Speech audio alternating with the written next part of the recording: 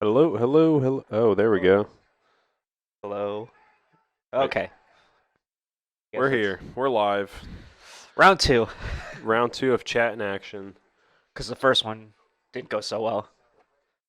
No, not at all. So now we're here for UFC. What is we at? When are we on 165? 168. 168. Fight night Ah, Fight 168. Night 168. Exciting, exciting. Hell yeah, it is. A lot of Felder versus Hooker. a lot of good fights on this card. A lot of fights I think we're gonna enjoy.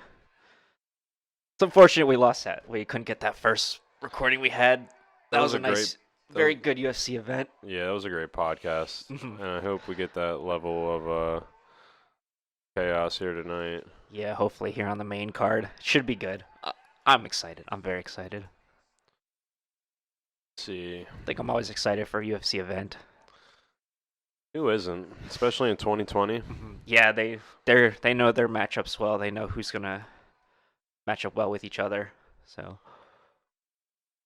Like they're about we'll to see get how it underway goes. here. So starting off main card tonight, we have the lightweight bout between Brad Riddell and Magomed Mustafav. Brad 7-1, Magomed 14-2. Both these guys strikers and very prolific strikers at that. Watching their last fights that they had, they are right. They're both of them are ready to throw down. I think. Mustafav is excited to be back fighting again. He only had one fight just a short while ago, and it's been 3 years since that, previous to that fight. So he's excited. I think he's ready to go. Um, His some notable wins: Joe Proctor, Abu Bakar Nurmagomedov, and a notable loss by Kevin Lee. Of course, by submission. Kevin Lee's just that guy for submissions, so it's rough to go up against him. Kevin Lee is pretty dangerous. He's an animal down there. Um, Riddell with a pretty short record here. Um, like I said, only 7-1. This is actually, wow, this is his second UFC fight here. His first a win over Jamie Malarkey. Let's see how he performs tonight against Magomed. Very exciting fight against him and Malarkey. Both those guys were throwing hands You all three you watched rounds. it? Yeah, I watched it. The way they ended the fight, both of them were just on their knees, just throwing at each other, just swinging. That was a very exciting fight. That fight got fight of the night bonuses. It Oh, got a lot of nice. commendations. Both those guys really put out a show. So I'm excited to see if Brad Riddell can keep it up in this one. They'll be fighting very shortly. After that, we got a heavyweight bout between Ben Sassoli and Marcos Rogerio de Lima. Ben's record 7-2, Marcos 16-6-1. Yeah, Delima's last fight was against Stefan Struve. Funny enough, I mean, Delima stands at 6'1", but looking at him next to Struve is at 6'11", is just a big discrepancy. And also, just looking at his record, he's very inconsistent right now. His last, let's see, 8 fights are alternating between all wins and losses. Um, But he does have that heavyweight power, and it shows in his fights. He can swing, and if swing Dude, hits, it leaves look a at him. He looks crater in like a your Greek face. god. That picture is not accurate because when he fought Struve, he looked a lot bigger than that. Oh, So really? yeah, he looked a lot bigger than that. That's a good picture though. I would use that on like I a mean, how do you if you look had like a even Tinder bigger than that? if you had a Tinder profile, that's what I would use. This dude's huge. Yeah, he's big. He looked more like that. That's the Struve. That's the Struve fight. That was at the end of the first round. He got Struve good. The first round he dominated him, and then I think Struve just caught him too long and too much for him and got him by submission. Yeah, Struve's an awkward guy to fight when you're Yeah, 7-2. he's that long. You think Yeah. 6'1", he's either taller or even with a lot of the people he fights at heavyweight, but man, Struve is something else. Yeah, and Ben Sassoli hasn't had much luck in the UFC. His first No, two he's fights being no The contest. Combat Wombat. I do love that nickname though. That's pretty funny. It's better than Bumblebee. Yeah, actually, Greg Hardy's fight was changed to a no contest. Originally, Greg Hardy had won that fight, but Right. I think the reason behind it was because he asked if he could use his inhaler because I believe he has asthma. Oh, was And that fight? I remember yes, that. and They the got him for general that. rule is you're not allowed to do it, but they claim that The somebody doctor he approved asked it, it. yeah, and somebody said he could Yeah. use it, yeah. So at first, Greg Hardy won that fight, and I mean, if he didn't use the inhaler, he actually won the fight because he was all over Ben Sassoli. I mean, he was tagging him up. He was so fast. Greg Hardy's got the controversy with him. He's a cocky, arrogant guy, but he can fight. He- That dude can fight. He can fight, but one thing I do remember from that fight, Ben hung in there.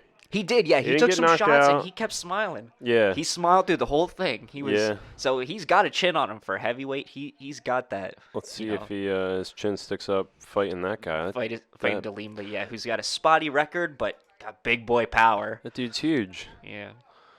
After that, we got women's strawweight. Carolina, not even going to attempt to pronounce her last name, versus Yan. Probably shouldn't even bother with that one. Carolina's record 12-5. Yan with a more impressive record 11-1. Yeah. Yan fought Angela Hill in the last fight that she had, who Angela Hill was on the prelims just today, and she really took it to Angela. She made Angela work to survive those 3 rounds because, man, Yan's crazy. She has very precise striking. She has good combinations. She knows when to get in, when to duck out. She's very, very consistent in her striking. She's fun to watch. She's on a massive win streak. And her last all the way loss, back to 2010. yeah, is almost over a decade, or at least a decade ago, almost. So expect a lot out of her. Yeah, Carolina lost her last fight, and she lost her last 3 actually. She's been Ooh, yeah, on she's a on bad losing streak. But the thing with her is she's got a chin. She took shots in that that fight versus Alexa there, her last one. She took some heavy hits, and she just kept coming. She just kept going and going. Yeah, she's got a lot of notable losses here from all the way back to 2016, fighting Ioana and Jacek, and Claudia Gadelha after that, and then followed by Jessica Andrade, Michelle Watterson, and Alexa Grasso. She started off her career with a 10-fight win streak, but since then she has lost big. Yeah, and she even beat Ronda Marcos and Rose Namajunas. Yeah, two very notable fighters. Yeah, there. two very tough women. Yeah. Looks like Here we go with the Riddell matchup. getting underway here with the Brad Riddell and Magomed. Yeah, Riddell coming from a striking kickboxing background, and it shows. He is, like I said, he's relentless. He comes out here. You've seen some highlights from that fight. These guys were swinging. I mean, they were throwing down. Both of them were so tired after it. Barely get back to their corners. You could see both of them. That was definitely fight of the night honors. Very fight of the night worthy. And then this spinning back, he threw that kick a couple times during that fight. This is just in the first round and just dominant. So he's so excited to be back. You could tell in his last fight, and I'm sure for this fight, he is raring to go. So this should be a good matchup to start. Ooh, that cauliflower here is something else. Yeah, we might see that pop. And the sniper, that name is so true. He is precise. He throws some good shots right on the money. So it's gonna be nice to see these guys. Riddell can really throw down. He can throw hands, and he's got a good gas tank. Even in the third rounds when he looks tired, he's still swinging away. But he is fighting a Dagestani native. Yeah, that's something that's pretty scary, because chances are he's a master in Sambo. So we'll expect to see that probably this match. Yeah, it lists him as a grappling and a freestyle fighter. And that really does show the way he throws. He loves throwing spinning back kicks. A lot of interesting combinations, and his grappling is pretty aggressive. It's pretty relentless. So I'm excited for this fight. This is a good one to lead off the main card here. And again, this is a lightweight bout. All the fighters getting ready. Last 2 fights tonight. First off is a light heavyweight bout between Jimmy Crute versus Michael. Not even gonna pronounce that. Yeah, Jimmy Crute. He's got good power and a good range of finishes between knockouts and submissions, but he was out wrestled by his opponent in his last fight, so that's gonna be something notable to look out for here. And then Michael Alexi, I'm just gonna say, uh, another guy who lost his last fight, but has 10 TKO finishes and is an aggressive guy. He loves to bounce around the ring. He loves to stay active all the time, come at you relentlessly. So that'll be another good one. Both those guys are going to be a lot of striking in that one, too. Alexi hit by a Von Fluke choke, which is a rare thing to see anymore. So it was a unique submission to be caught by. As we got the fights coming up here, I think Brad Riddell's about to start walking out now. Yep, there he is. I'll be right back. The Aussie. Part of City Kickboxing, so a lot of guys from City Kickboxing representing not only that team but their country as well here. Quake, he is feel the energy. He's in the arena. I think a lot of these people are ready for a lot of these fights, especially Riddell. Riddell is fun to watch his last fight. That's something to see. Very great fight. He said his fighting style is not for longevity, but in that last fight, he went 3 rounds and he kept going. He kept throwing. They did look tired. They looked gassed, but they were not afraid to just keep going. Even while gassed, even while tired, they were still ready to go. 4-fight win streak. They've said he's had amazing training. They say he's a relentless guy in city kickboxing. He's a workhorse. He keeps going, always looking to improve, always looking to get better. Who's this? So, Riddell? Riddell, yeah. So we'll see how that translates into the fights coming up here. He is only 28 years old, so still hopefully a lot of time we'll see him in the UFC. A lot of time we'll see him fighting. Same thing for Magomed? Magomed, yeah. I think he's 31. 31, yeah, younger guy. So both these guys, very excited. Of course, at lightweight, they're relatively short, around my height, years of my height. 5'7", So 5'8". you're saying you would be in the lightweight division? No, I weigh 175 right now. I wouldn't be in the lightweight division. No, well, your height, you would my cut height? weight. Yeah, I could cut weight to 155. Sure, let's do that. All right. Yeah, like I want to contend in the lightweight division. I wouldn't even want to fight these guys, and these guys aren't even.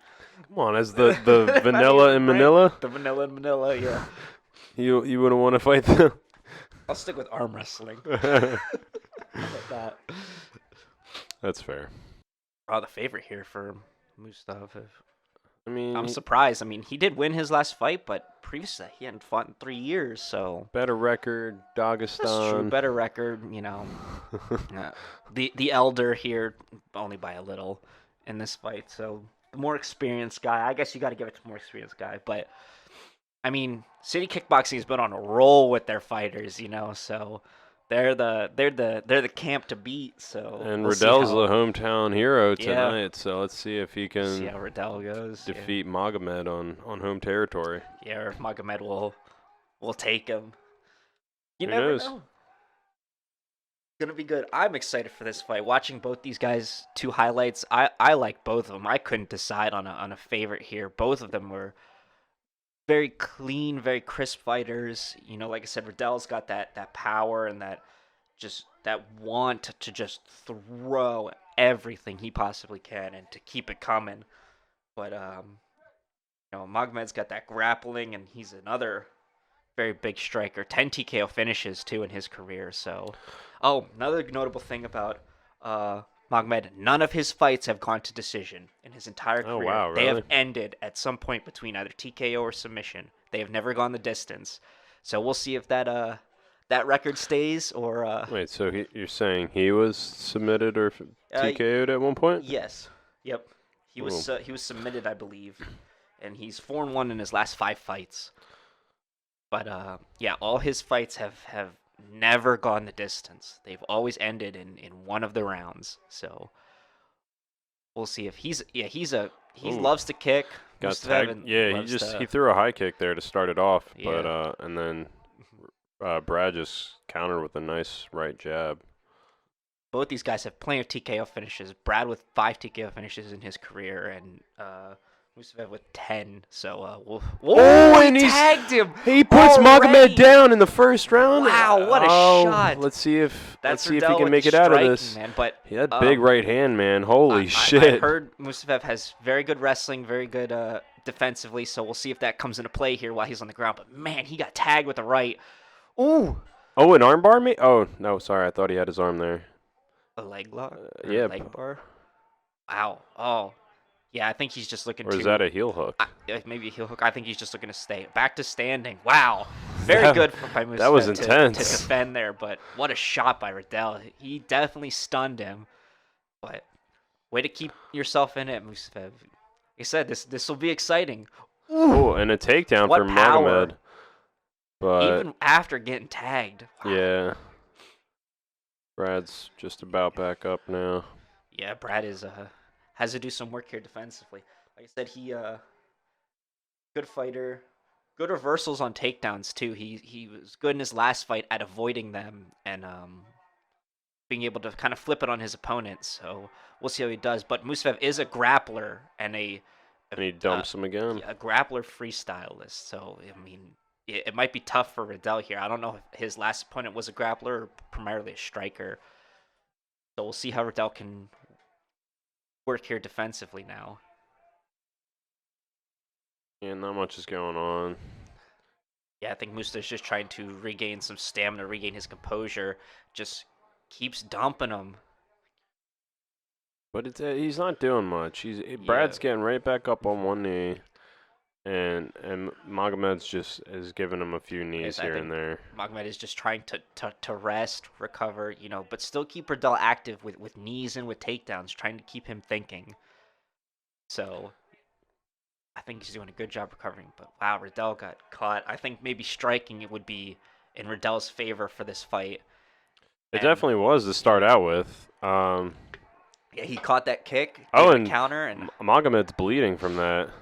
I just saw some blood in his knee. Oh, big knee from Magomed. Missed that one. Look at those high knees. From only having his back, able to get his knee all the way up to Riddell's head. Yeah, it's so awkward.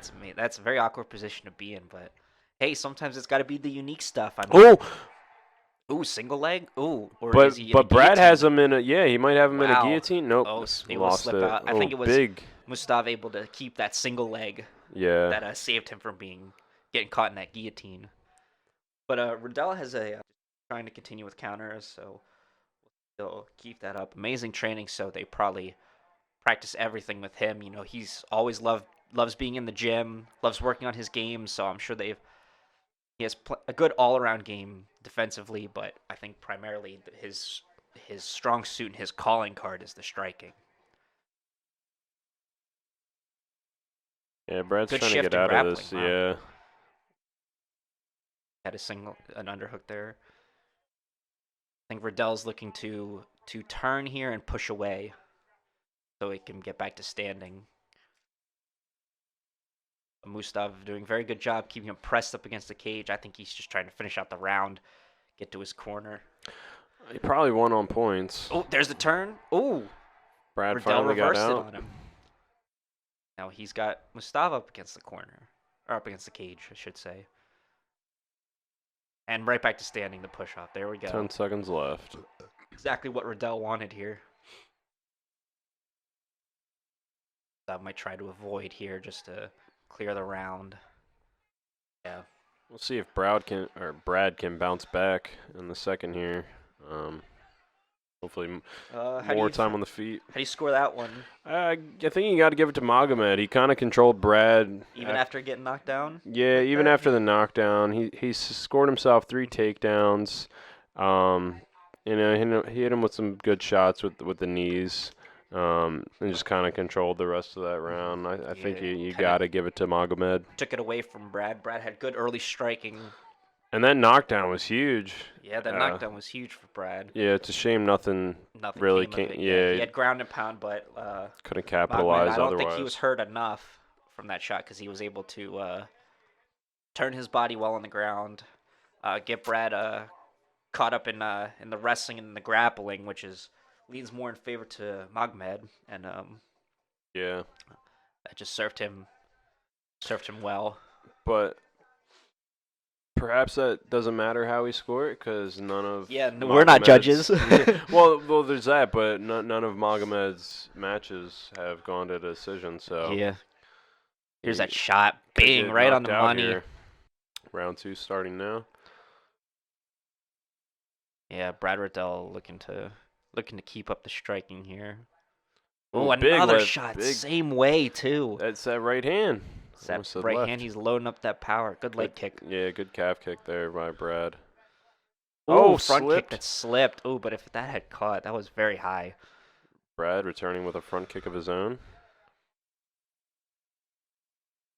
And Mustafa in his last fight was very active with the kicks. A lot of spinning back kicks, a lot of high kicks. So we'll see if he'll keep that up just to keep Brad at distance and at bay. Ooh, Ooh, Brad, nice in and trading out shots there. Good couple hits and then bounce back out. I don't know if Magmed caught him. Might have connected with at least one there. And trade one to hit two. Magmed, look at him defending that right. He does not want to get hit in that chin a third time. Ooh, if Brad can keep those leg kicks up. yeah, those calf kicks up, maybe trip Magomed, and get him down on the ground. I don't know how much that will favor Brad considering how last round went, but he is starting to check those though. So yeah, make Brad. Ooh, ooh, couple good shots by Magmed. yeah, he Caught him connected coming there in. with a right hook. 4 for 4 on the takedowns too. Oh, what a shot! Magmed tried to come in, and Riddell just managed to duck it there. There's that kick by Riddell actually. Brad faking a takedown there. Oh, another big right hand from Brad. Good shots by both of them there. Front kick. Magomed's got to keep that up with the kicks. Oh, wow. Brad ate that big. Riddell tried to throw that haymaker and missed, and Magomed caught him a little bit with that straight right. Nice body kick there from Brad. Brad's looking really good right now. Ooh. I think he caught him on that leg kick. Yeah, did he? He's going to want him to stand, yep. That's what Riddell did in his last fight, too. He did not want anything to do with the ground. Yeah. This is his strong suit right here. I mean, he has good defense on the ground, and he has decent wrestling, but I think he'll always look to stand. He'll always look to throw. Yeah, if you can put someone out. I don't think he wants to put himself in that situation where he's not at his strongest point. Oh, good combination coming in. He connected there pretty hard twice there on Magomed. It was definitely stung. Oh, caught that body kick. Ooh, couple good body shots by Riddell. Ooh, kind of looks like they both kind of tripped up there a little bit. Yeah, Magomed's got his back now. Back up against the fence. This is not where Brad wants to be. Yeah, this is Magomed all here with this grappling. Especially having Brad's back, he doesn't seem to know what to do. He's going to want to turn here, get back into a grappling position, then push away. And if Magomed, oh, never mind. Like I was going to say, if he could lock that leg, then he's really going to keep Brad stationary, and that's just going to be even worse for him. There, Riddell with the turn. Now they're facing. Then he'll look to turn his body and push away, or try to slip out the back. He's trying. He's almost there. He's trying to force himself back. Oh, there you go. There's a reverse. There. Reverse again. Magomed staying with him, though. Continuing with the grappling. 1 minute left here in the second round. Nice little takedown by Magomed. He's just going to try and out-wrestle Brad here. Brad right back up to his feet. Lots of power from Brad here. Not only in the striking, but in the ability to just will his opponent to getting back to his feet. That sambo, man, it's so grueling being under the pressure of that when you're just one's whole body weight is just collapsing on top of you slowly, and while the fence is right next to you, so you really can't go anywhere. Constant push. Another takedown by Magomed. But I think even though he scored that takedown there, I still think Brad might have won this round. He's had all these takedowns, but has not managed to do much with them. Really Brad nothing. is right back to his feet every single time, and they're right back to grappling. Magomed might be tired now. Yeah, he might be getting gassed doing all these takedowns. All these takedowns are taking the energy out of him. Right. And I think Brad is just letting him get these takedowns because Brad knows he can get right out of it. You know, he can stand right back up. He's not going to do anything with it while he's on the ground. So he might have practiced this in camp.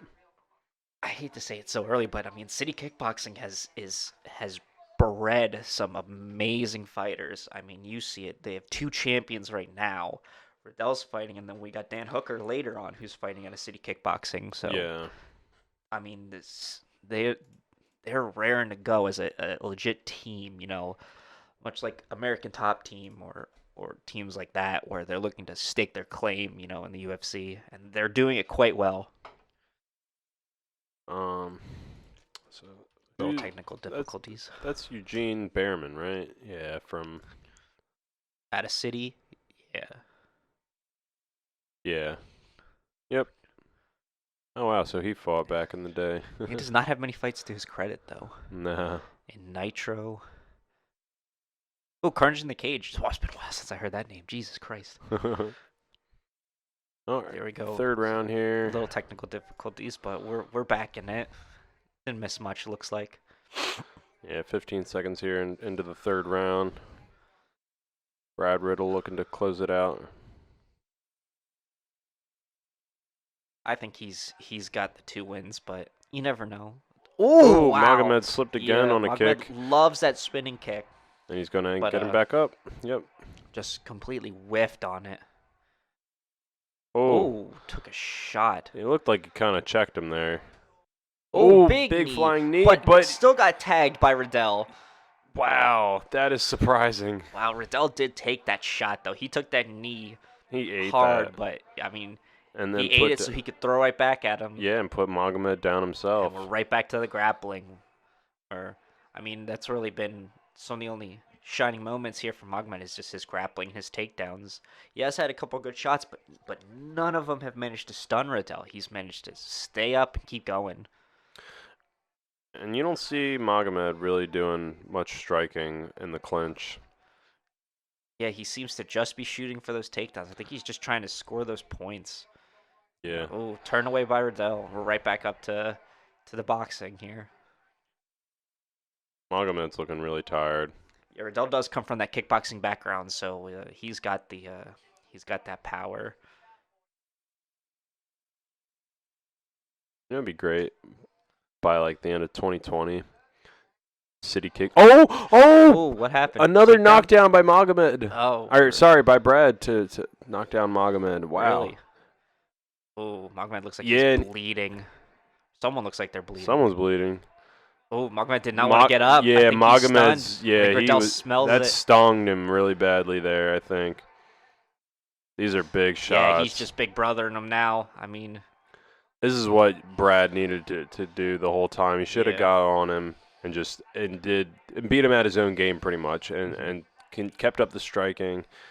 If he stays on top here, Brad secures this victory. More or less the round and the victory itself, or it's more or less over. Yeah.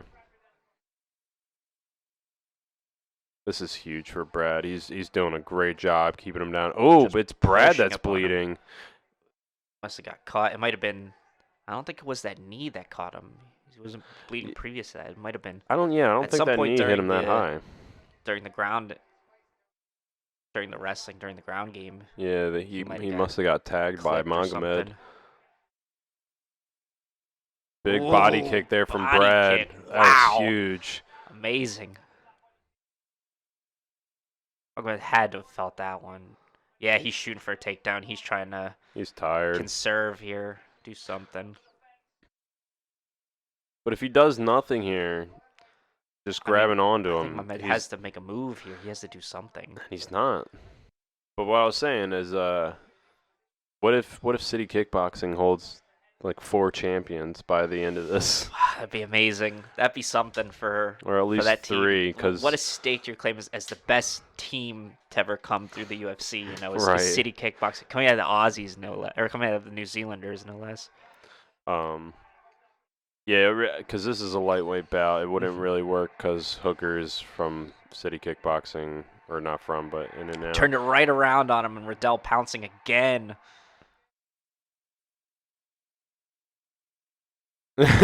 Showing off a little bit there. Brad Showing out for the giving the hometown crowd. yeah, Brad giving the hometown people what they Something to want. cheer for. Oh, Oh, what kind of submission? Oh, never mind. oh, another submission. Wow, he's just floating into him. Oh, 10 seconds left. That looks like it's all she's gonna write, Giving him a show. and that's it. Oh, yeah, not a very good takedown. Right on top by Riddell. Got to be the W for Brad. Hyped up. Yeah, Ahmed looks like he's been beat up. Despite Riddell bleeding, he looks fine. There's a teammate Style right bender, there. and There's his Volkanovski teammate. next to him. There's his teammate right there. In Team City Kickboxing, watching their brother on a show. Yeah, sure, why not?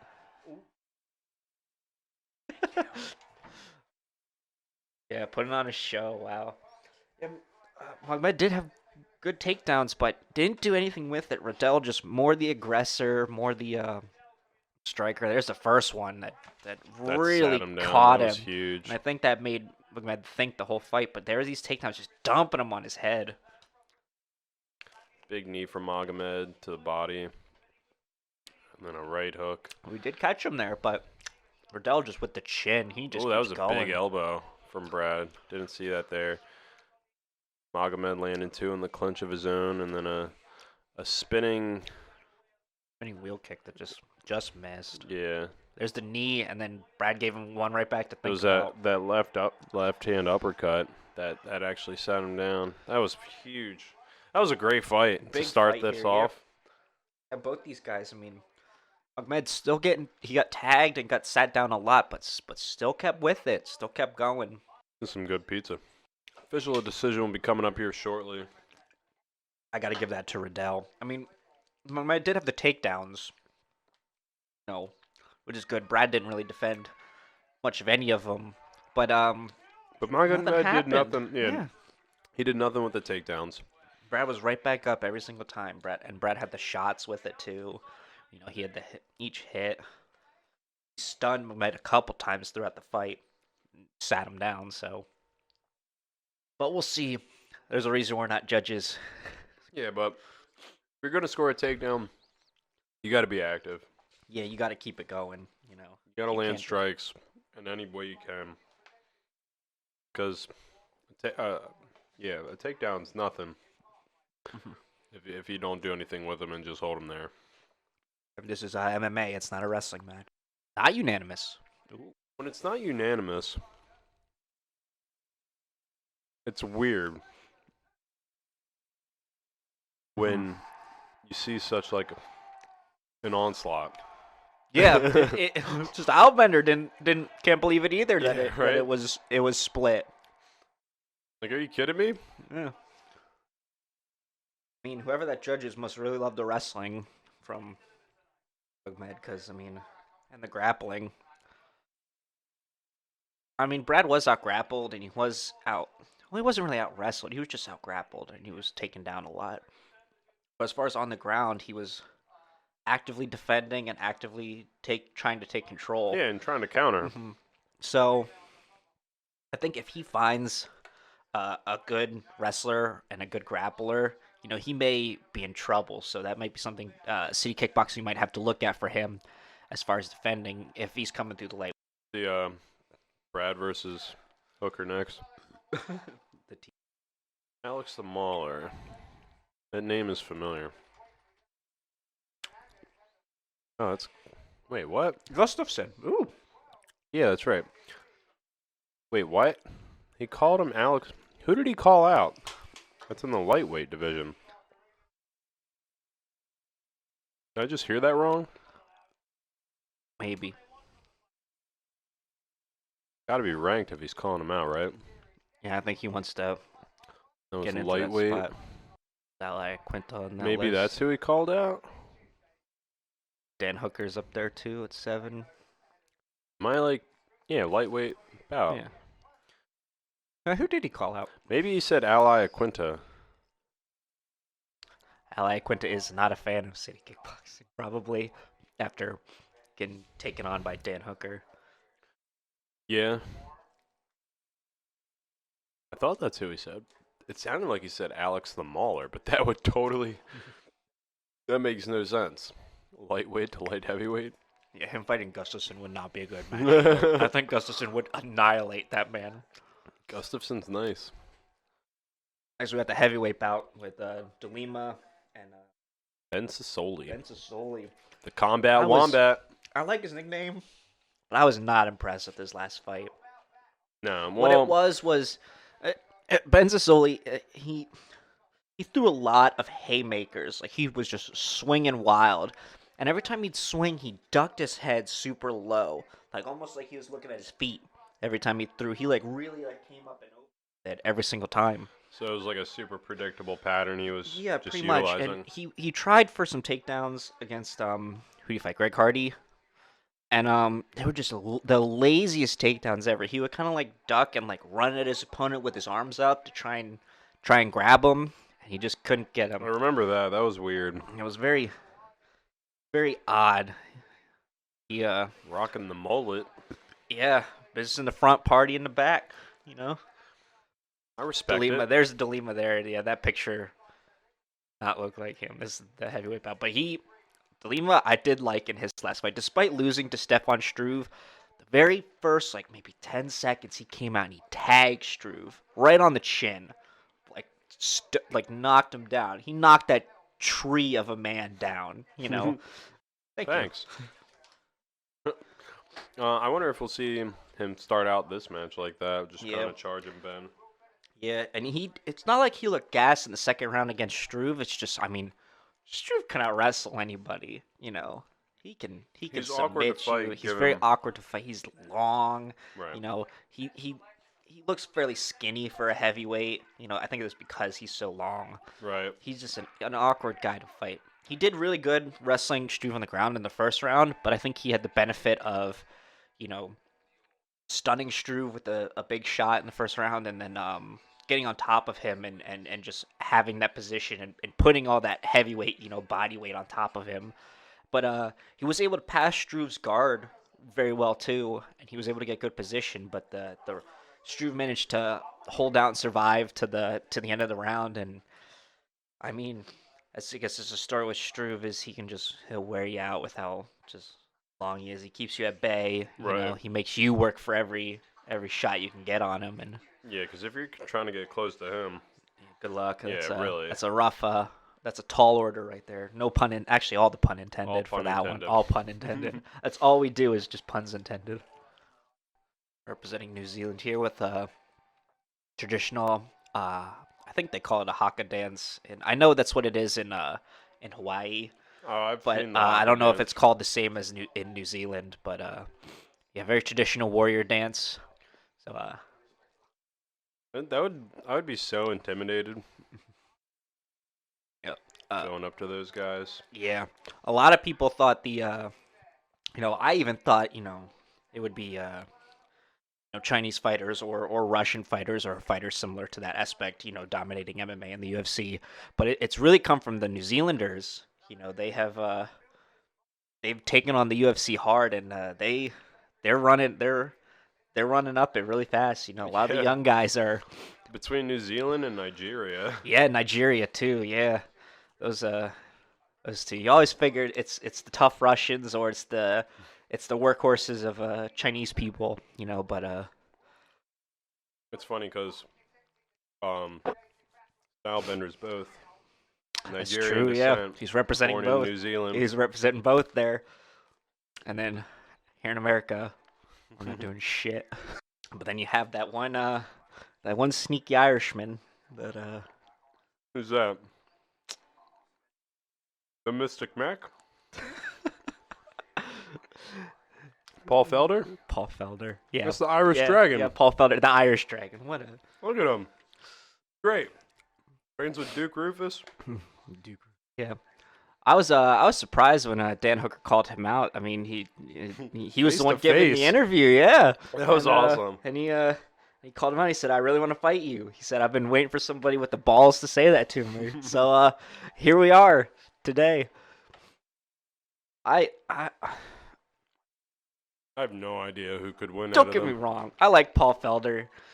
He's a good guy. He gives a great interview. You know, he's great for the UFC. But Dan Hooker's he's something else, man. Watching his last fight, watching a lot of his highlights, he's very good, very talented, young fighter, ready to go. You know. There. Does it freak you out whenever you see Paul Felder without a beard and all that? Sometimes, yeah. Does he normally fight without a beard? Is something he does? He should adopt the beard here and there full time. I think his last fight was with it, but it's very scary. Different person. That's a lot of people though, with or without a beard. You know, it's just they seem oddly. When will this heavyweight match take place? Benzizoli versus DeLima. I think they want to build up the Hooker and the Felder fight because again, these are two ranked guys looking to stake their claim in the lightweight division. You know, looking to move their way up. You know, they're what at 7 and 8 respectively, I believe. So you got to think that they want to present themselves and stake their claim to it. You know, I don't know how you do that when Marcus's win and loss he's so inconsistent, and then Ben, the two no Katanka. I was talking about Paul Felder and Dan Hooker. Yeah, my bad. Yeah, because that's what they were showing was the makes sense. Paul Felder highlight. That's that makes what I was a lot talking more about. sense. Yeah, they're two. Yeah, they're still showing it now on the pay-per-view. You know, there's Paul Felder. There's his record.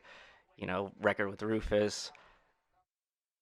You know, so they want to promote Felder and they want to promote Hooker, you know, because they want to throw those guys through the lightweight. You know, they want to make sure. Oh, there you go. Look at Brad taking a free beer. Hell yeah! Oh, chug that beer. Good on you, mate. Sure, he's excited. Yeah, He's not training anymore. He's not training for a fight. He can enjoy himself a little bit. Yeah, right. You know, he gets to watch the rest of the main card. He gets to watch his fellow New Zealander and fellow teammate in City Kickboxing fight in the main event. Here we go, Benzizoli versus DeLima. Yeah, it's coming up here. What was I gonna say? Hard-hitting heavyweight fight. The thing with Benzizoli though is like when he fought Greg Hardy. Greg Hardy was just so fast. And he was so. Well, he stunned him there and took him down or knocked him down. Looks like so hard for Benzizoli to land consistent shots against Hardy. And here's DeLima. They'll probably show the Struve highlight. He tagged Struve very nicely. Looks like right there, bang. Yeah. He hit him with a good overhead. You know, Marcus looks like a discount Dwayne "The Rock" Johnson. I was gonna say a discount DC, but no, that just actually he's a Dollar lot smaller Tree version. than DC. Yeah, yeah. Both these guys at heavyweight are just it's gonna be interesting. Yeah, Benzizoli's only had 2 UFC fights, and there's just one no contest. Well, I guess they're both no contest technically. One overturned, and then his Contender Series was a no contest. Yeah, but he has 6 TKO finishes, and he does have a decent chin too. He can take the shots as much as he can dish them out. Right. You know, I feel like that's a big thing in the heavyweight division is to be able to take those hits. But watching these two guys fight, I don't think they could take on like Overeem or like Ngannou.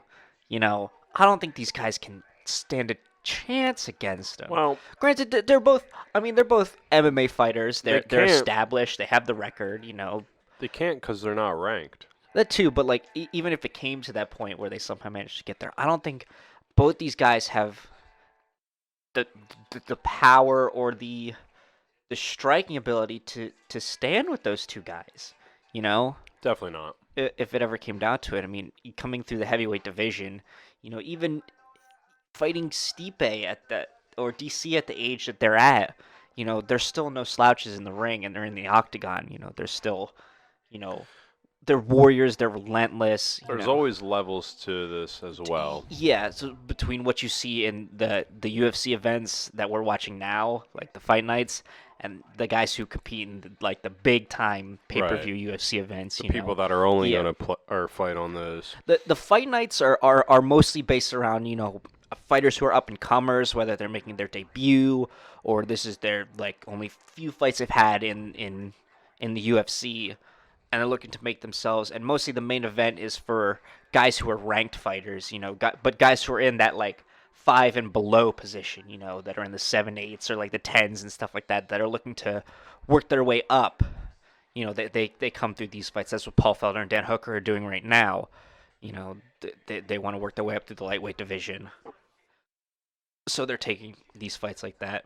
Dan Hooker called out Paul Felder. They're both right there next to each other in rankings in the lightweight, so this would be a good push for whoever wins to move up in that ranking and then maybe take on the number 1 or the number 2 guy. Yeah, potentially. And then work their way up to the champ. I would like to see But that lightweight division, man, those 5 guys at the top, I mean, Cerrone, not really, but Gaethje, Dustin Poirier, Tony Ferguson, guys up there. I mean, Dan Hooker did just beat Ali Quinta, who is ranked on there. I'd like to see Dan Hooker versus Donald Cerrone after this. Him versus Cowboy would be fun, but like we've talked about before, I think we think Cowboy is more or less done. But do you see his Instagram post? He actually wants to fight in April or May. Yeah, of course he does. He wants to keep going. Yeah. I mean, good for him, but just gotta. He may need to find a point where he just needs to hang it up. Just take more time off. Yeah, he's got a kid now. Just a second one on the way. A second one on the way. He just needs to. He's made his money. He has the record. He has the records, I should say, more than one. So. 6-fight unbeaten streak, technically speaking, for Ben Sassoli, and finished 6 of 7 wins, all knockouts. But his last 2 fights were kind of I mean, he didn't look good in the Hardy fight. Hardy, really was tagging him, was so fast that Sassoli didn't know what to do. And De Lima did lose to Struve. So if Ben Sassoli has better wrestling behind him, I think he could look to outwork De Lima in that respect. But these guys are both strikers, so at the heavyweight, so they're probably gonna try to keep that and throw down, Yeah, just swang and bang. And both these guys are relatively the same and everything in weight. Ben Sassoli, the heavier fighter. Shorter reach. But shorter reach for De Lima, but same height. A little difference in age, but not by much. No. So, always good to hear Bruce Buffer announce these fights. Always makes it pretty fun. It's better than Joe Martinez for sure. I love Joe Martinez, but yeah, but I mean you can't. No Bruce Buffer. Yeah, it's no Bruce Buffer. The whole family. The whole Buffer Michael Buffer. family, yeah.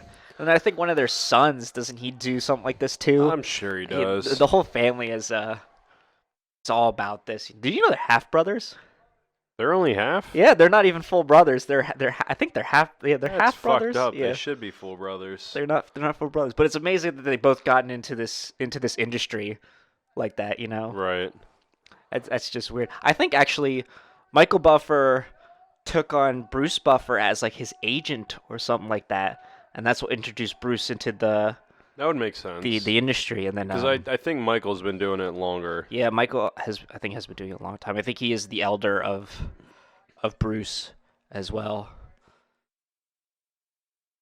All right, about to get underway here, round 1. Heavyweight bouts can either be fun or it can be a sad showing. When they get gassed. So, Oh, DeLima with a kick. Marcos is really Throwing opening out a up kick. here. There we go. Big Swagging and bagging. swings. There we go. Big shots from DeLima That mullet's here. flying around for Cizzoli. Yeah, this is what Cizzoli kind of was. He's just throwing haymakers. This is not going to leave the first If round. DeLima throws so quickly, he threw very fast in the Struve fight that I don't think Cizzoli has a counter for, at least from what I've seen from Cizzoli. But then again, Yeah, you never he know. can't keep up, and his Yeah. he can't get out of the way fast enough. Mm-hmm. It's so sloppy and. But you never know. These heavyweights got the power where it could just take one shot. Ooh, Wow, what a kick from But DeLima. those kicks from Marcos It's are nice. hurting. It's refreshing to see a big man throw a kick that high. Oh, that almost put know. Ben down. That stung him there. But Cizzoli did have that chin in that Hardy fight. I mean, he's able to absorb the shots. Big knee. Man, Now, DeLima's boxing is insane. Cizzoli is like a discount Roy Nelson. Mhm. I'll say that. Yeah, how about you're that not lying there. for a discount? Does he have the wombat tattooed on his back, just like we saw Bumblebee have? Probably. That's ridiculous, dude. What are If these you- fighters doing? It's what's it? It's what you're supposed to do. You know, you get You're a supposed to shit represent nickname. yourself. Yeah. Look- Oh, Ben's down. DeLima is Ben's so out. Ben's out. That's fast. That's it. That is Wow, it. over in the Knockout. first round. it. Yep. Oh, did you see that? Ben Cizzoli asked him what happened. Yeah, it looked like he either Yeah. he got knocked out and came right back, or was Mhm. like, why Yeah, would you but end it that quick? I think Ben Cizzoli asked the ref what happened. Yeah. You know, I think he was well out when he got clogged. I'd like to see a different camera angle than this one. I want to see Boom. the guy back there. What his shot was. Oh yeah, he That looked. Chuck Liddell style. Yeah, DeLima. Very nice by DeLima. Just even in the Struve fight, like I said, he was a fast striker. He was quick, but he had the big man power to back it up. He had the strength. Here, we'll see this camera angle here. Boom, boom, Left- boom, or that boom. right That hook one took to- him out right to the temple. Yeah, and DeLima just covered up. If it wasn't ended there, it would have ended after.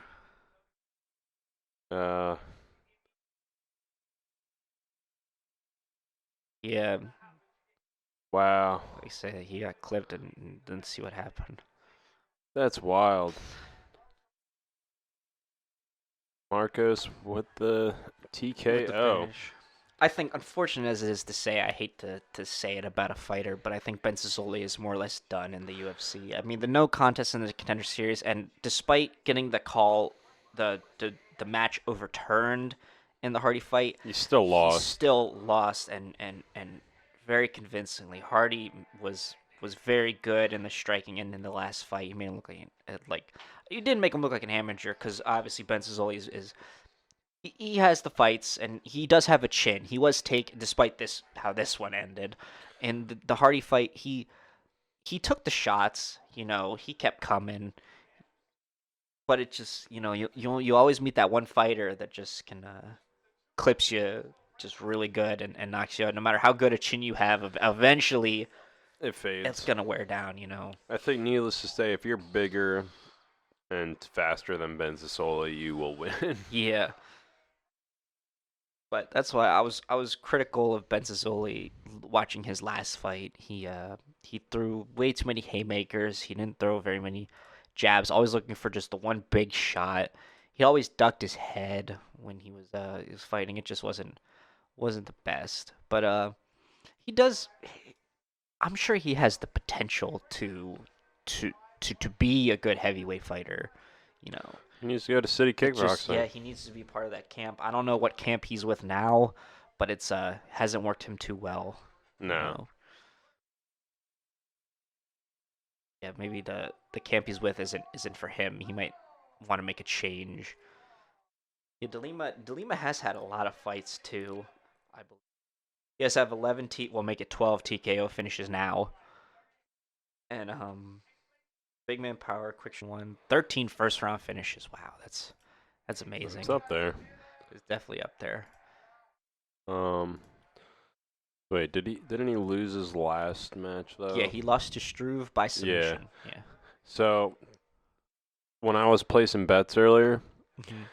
I figured as history repeats itself, He you would know, win? Yeah, he would win. Yeah. Well, Like, well, I mean, if you're gonna be consistent at anything, that might as well be it. You know, Yeah, the win-loss ratio. that's nuts. But yeah, he is and he's a good fighter too. You know, I mean, he has the heavyweight, the big man power. He's Nine. just an animal. He has Yeah, the style of old. he's gonna he's just gonna go for it, you Yeah, know, and no matter swing what for the happens, you bleachers. know. And I Yeah, think the Struve loss is understandable because I think very rarely do fighters come up against somebody like that, you know, that's very calling his division, but very very different. You know, going up against someone like Struve, who's that tall. It's very rare to see that tall of a UFC fighter. You know, right. Yeah, so. someone that much Mhm. like who has that much of a genetic, you know, they're just a genetic. Not, and I use freak show loosely, Mhm. not rudely. Freak in a good way. Yeah, Yeah. he's a freak. I think we would all like to be that tall, 7'2", you know? 84.5-inch reach. Yeah. That shit's nuts. It's amazing that he's even lost. Yeah, he's listed at 6'11", but I feel like he's more closer to There's 7 no foot. way, no. In that DeLima fight, they had him at 6'11" and a That's half. false. Yeah, but he's 7 closer to foot. 7 foot, I think. Whatever. Yeah. There, look at the height, 6'11" seven. and a half. Yeah, Whatever. he's more closer to the 7 foot range. Oh, he fought Ben Rothwell. I didn't know that. Yeah, Ben was back after getting Ben kicked him in the nuts about 5 times. Oh, And then TKO by punches. Yeah. Well, I mean, Yeah. how do you Punches to the fucking how do you or manage kicks to the that? You nuts. have to be aiming for that because you know when most guys like accidentally kick someone in the nuts, they're looking for Yeah, but he's so a leg tall. kick like that. But like for someone that tall, you have to be aiming that way. You know. He shouldn't be aiming, I guess, for his body. If anything, you only guess. do leg kicks against Stephon because he's so tall. Mhm. If you try to go for the body, you're just gonna reach his fucking 5-foot dick. He's had a very spotty record since 2013 too. Yeah. He's had losses and wins. But He's it's crazy. all over the place. Look. But look, Stipe's down there. Yeah, fought in 2012 and you beat him. Damn, he's been in the UFC Roy for a Nelson's while. on that list too. He lost Yeah. to Roy Nelson. Let's see. Yeah, lost to Junior. Wow, he lost to Overeem, lost to Mark Hunt. Back when Mark Hunt, you know. Oh, so okay, so it was recently announced Shogun would fight Yeah. Lil Nog, Hmm. who is Antonio something Nagira. He's like Lil Nog 3, but this is Big Nog. Fucking Stephon beat Big Nog. Is that his dad then, or his brother? Because yeah, that's what UFC 250 or something. It's another like retirement fight. Yeah, another retired fight. Okay, why? Listen, this is a fight I'm kind of excited for. The Carolina. women's Oh wow, strawweight. Carolina's still ranked. I figured she'd fall out of ranking since she lost her last fight. But this could, if Yan wins, this could establish her as a ranked opponent. as a contender in the strawweight division, the women's strawweight division. But she is a very fun fighter to watch. No disrespect to her opponent. Her Carolina is a very nice striker. She has lost her last 3 fights, which is why I figured she would fall out of ranking. I feel like the strawweight division's so stacked though Mhm. for Yeah, women's. the more you keep climbing up it, the more it's just like, do you really want to fight any of those women up there? I didn't mean, know. Even Joanna, you know. Yeah, Joanna Tatiana's a Claudia beast. I can't Tatiana, wait till yeah. she's back. She's undefeated. Jessica Andre. Oh God, she's nice too. And then Sure. obviously the champ herself, Weili. Zhang Weili. Yeah, Jean But Weili. yeah, She's something else. Yeah, It's and she'll be fighting Joanna soon. it's tough to the higher you get, the scarier it gets for the strawweight division. You know. Yeah. But hey, if Yan can prove herself, that's another Chinese woman coming through the rankings, and the Chinese women, you know, coming through in the different UFC weight classes are tough as nails. Joe Rogan said it a couple times. Just something about them, they're relentless. They're just so active all the time. You know, they're strong as hell, and they can just take the shots. Oh yeah. You know, they're no slouches. I mean, Zhang Weili is a prime example of that. Yeah, we'll see how she performs against Joanna. That'll be a fun fight. I Oh, if she's able to defend, I want to see Tatiana return. I think she's gonna have to fight someone in order to get a title mhm. shot. But she's super promising. Um, Pretty young too. Yeah, let's check 29. her Yeah, pretty record. young. Yeah, Yeah, undefeated, 8-0. oh, and she beat Amanda's wife, Nina. Also had beaten Carla Esperanza, Alexa Grasso, And Alexa Vivian Grasso, Pariah. who was also who beat actually she last fought Carolina, who we're about to see fight, fought Grasso, and I think she lost that fight, I believe. Yeah, oh yeah, no, I said before she lost her last three. And the one thing they're very critical about Carolina is she's a stiff striker. She doesn't. Her head is is straight the entire time she's striking. So it's she has no movement, no head movement. It's So she's very very yeah like she's almost like stiff like a boxy board. in a way. The thing though that they've talked about is that when she gets tagged, she'll look to throw back. So she's very predictable in that sense. You know, She's always looking if she, for a yeah, counter she then. she always looks to if she gets hit, she wants to land right back on you. So when you tag her and you kind of back up, you'll know she's coming at you. That's one thing she's very Right. predictable in. So but they do say she is also tough as nails. She can take shots and keep going. And despite her last three, they've all ended in decision. She wasn't knocked out in her three losses. Well, that's a good thing. So That's big. But she is going against Yan, who 11 and 1 on a hasn't lost in a decade. yeah, long time since she's had a loss. She is a very good fighter, very promising. I think if Carolina gets better striking, 'cause she does have good power and she does have good speed. I mean, you could see it in the shot she has landed. Have been nice power and she throws very fast. She just doesn't have the accuracy to back that up. If that's something she can work on and at least get decently accurate with her combinations, she could be a very promising fighter. And she is a ranked fighter still, despite the three losses. She's ranked fairly low in the top 15, but Yeah, 14. yeah, but she's still ranked, so this can look for her to prove that she can still stay in the rankings for this women's division, and then Yan is more looking to establish herself.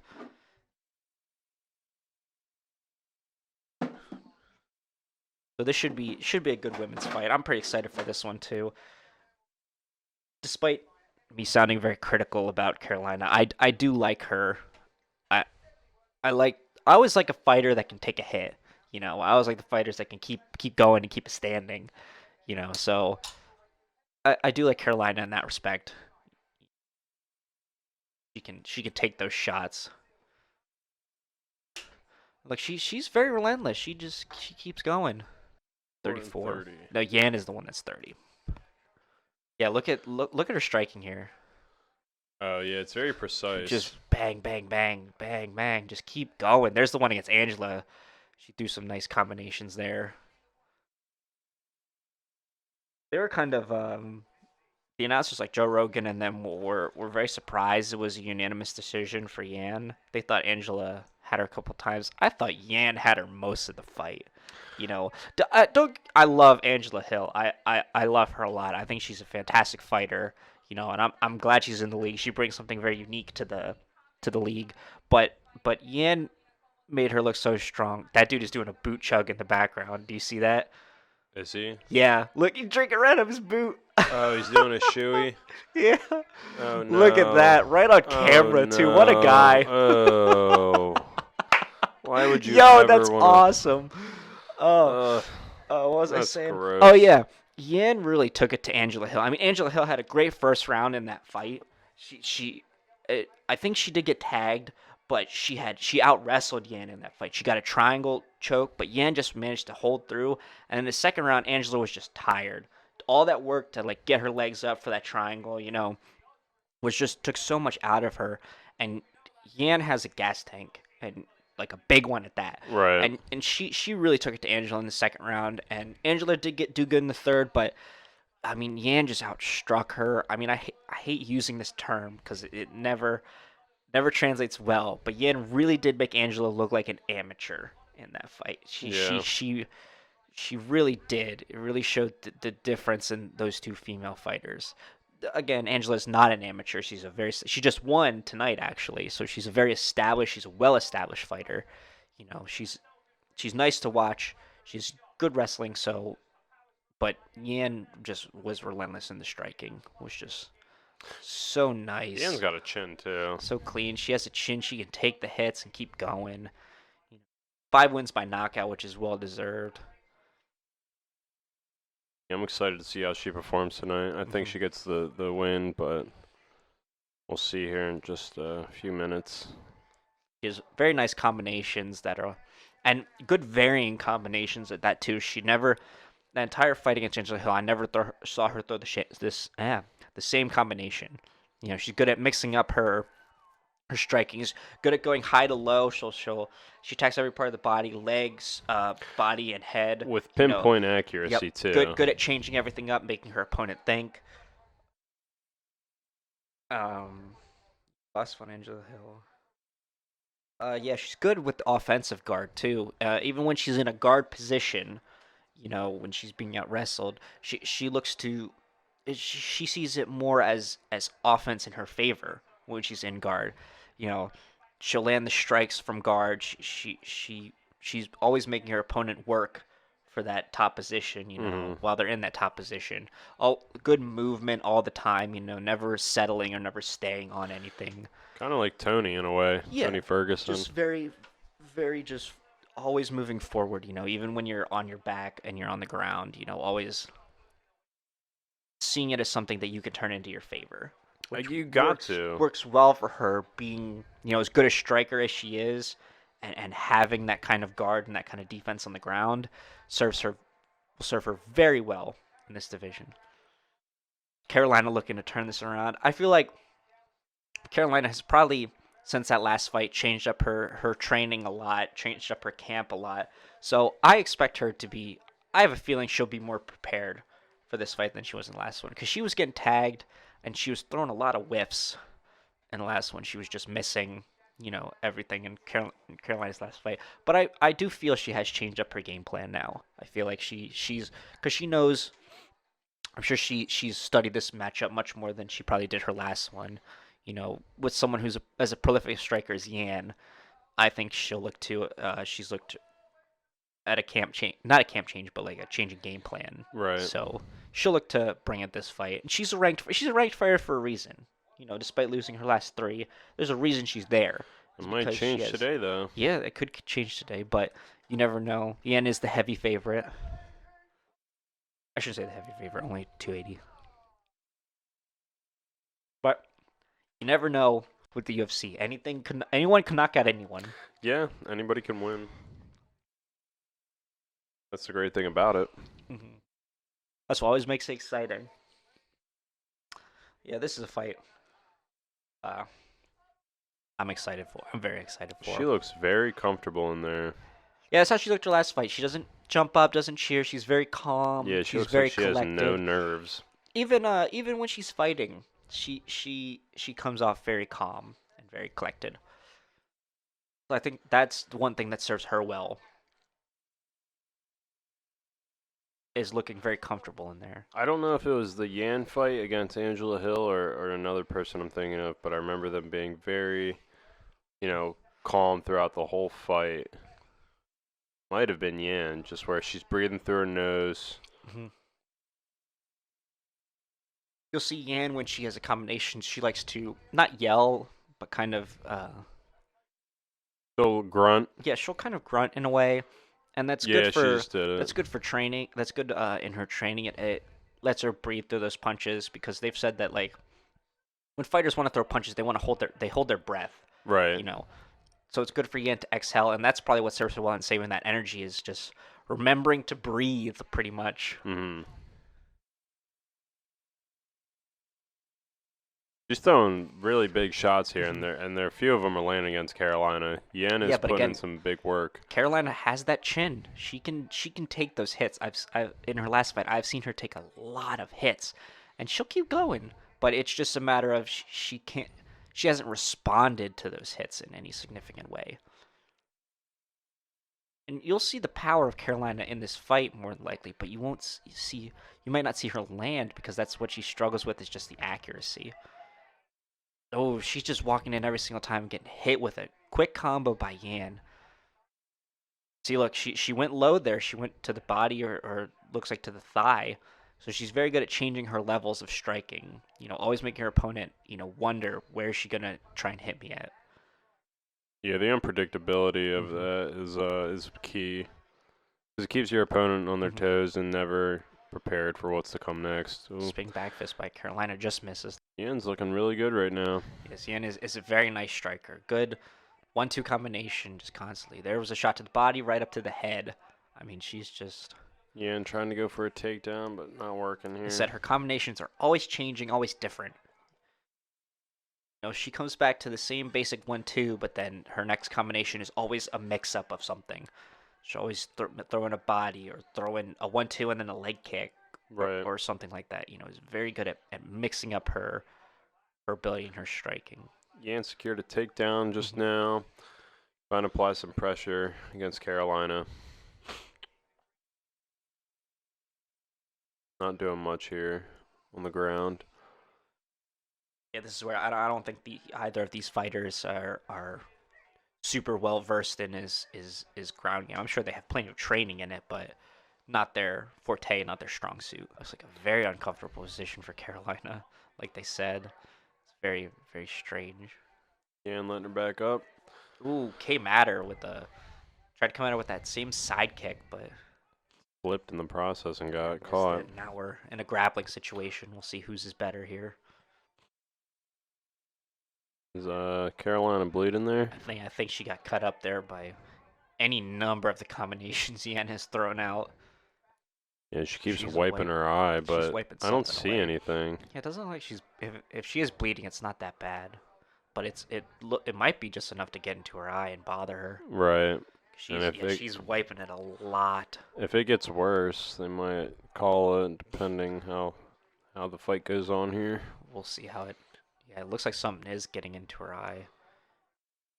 Yan reversed it on her. Nice trip there by Yan to get the takedown. Carolina tried to get a takedown of her own, but Yan managed to keep away from it in the grappling and get a nice takedown herself. Nice ground and pound here from Yan.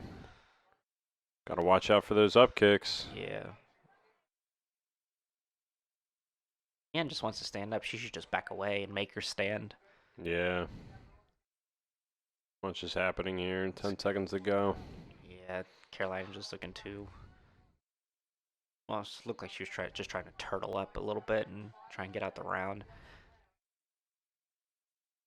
Yeah, as much of the same I saw in Carolina's last fight, where, I mean, she took the hits, she took them well, but no response, Right. nothing in return. She did land a couple good shots on Yan there.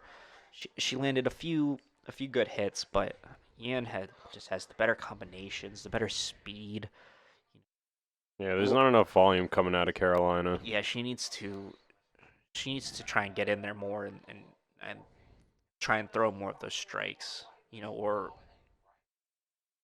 guess try and work more from a grappling position. I don't know. I don't know if that would work off or work well for her Yeah, because Yan's a tough one to fight. yeah, and it looks like her ground game's pretty decent. Pretty good too. Yeah, her grappling game is really good. I mean, I don't know if Carolina's best bet is no, just to keep it standing, I guess, and hope for something. She did catch her there coming in, but Yan just kept coming forward.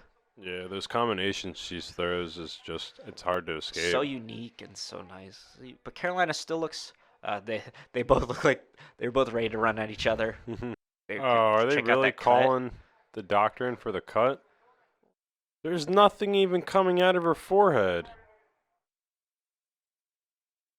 Oh, she might have. Her eye might be closing up or something. Doesn't look like it's that bad. Let it let it go. Yeah, let You it be. know, She if can she's not see bothered. it's not swelled up that much. I mean, it looked a little swollen, but nothing substantial, nothing significant.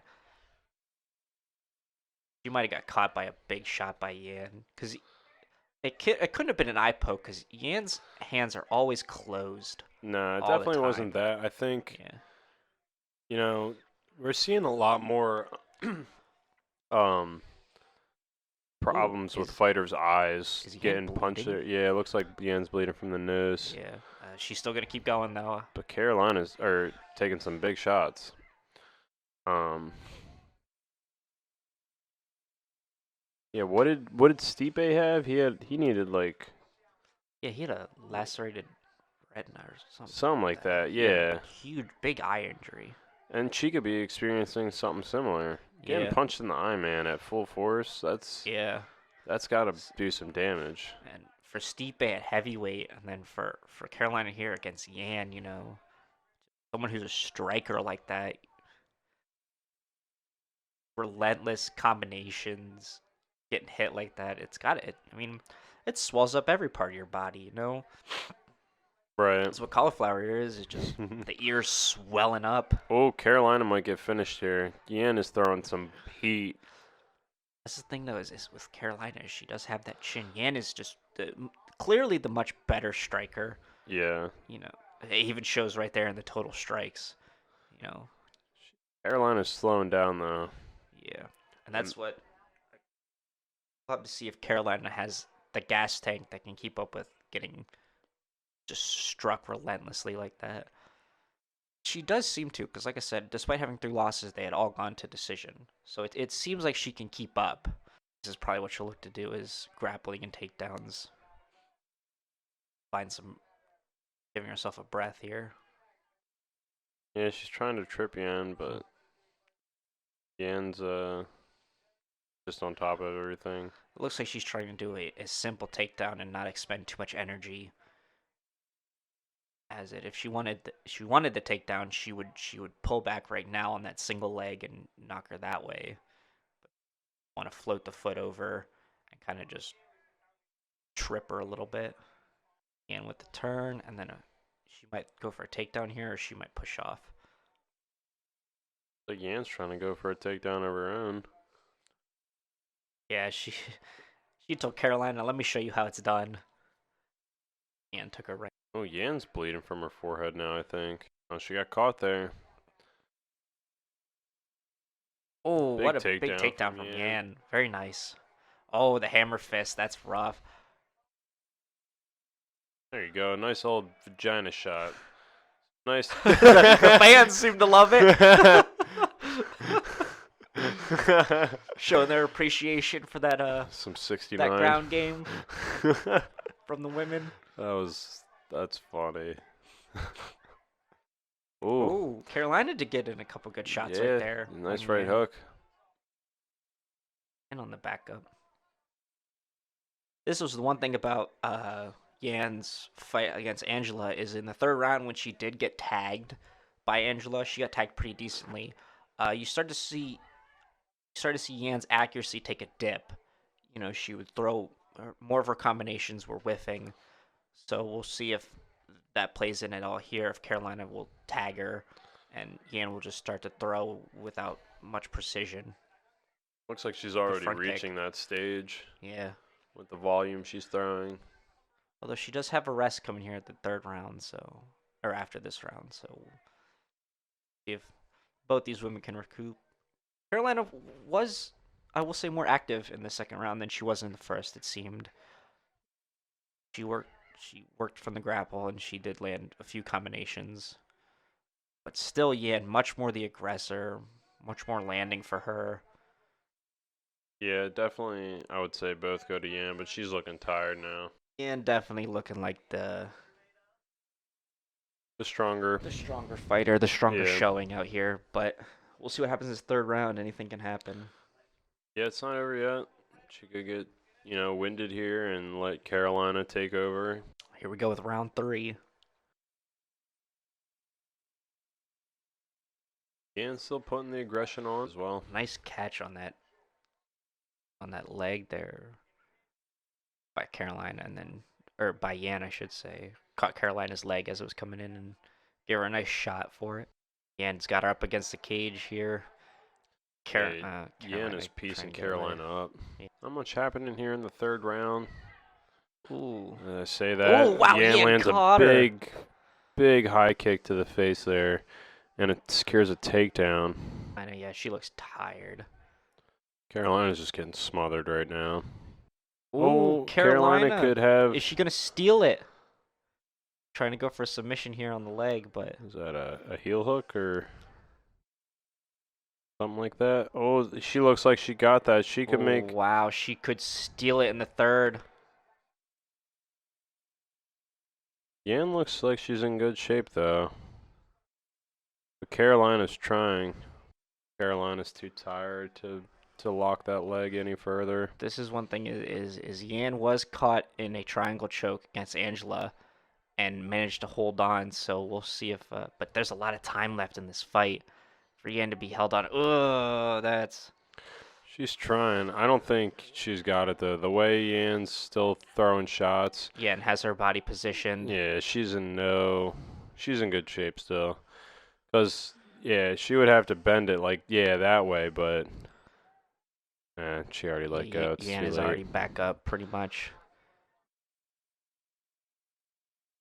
The power of Yan to just, oh my god, the way she's moving her body, just to come forward like that, just to pretty much sit right up while still being held by Carolina. Yeah, Yan's trying to move into full mount right now. Maybe land some ground and pound. She'll probably want to slip that left leg out of there because it is wrapped up tight by Carolina. Match is taking priority. Most of the match is taking priority on the ground here. Not much standing throughout this third round, I should say. Big body shots from Yan. 90 seconds left here in round 3. This is where I'd said before Yan had a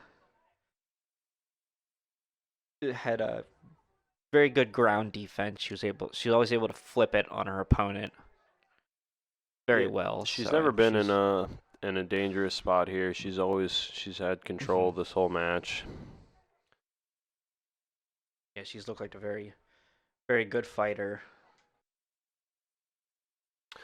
Yeah, I think this is pretty much a repeat. Yeah, this is like more or less just wrapped up. Yan and Hill. Yeah, unless Carolina here can get something going. Oh, is that a Von Flue choke?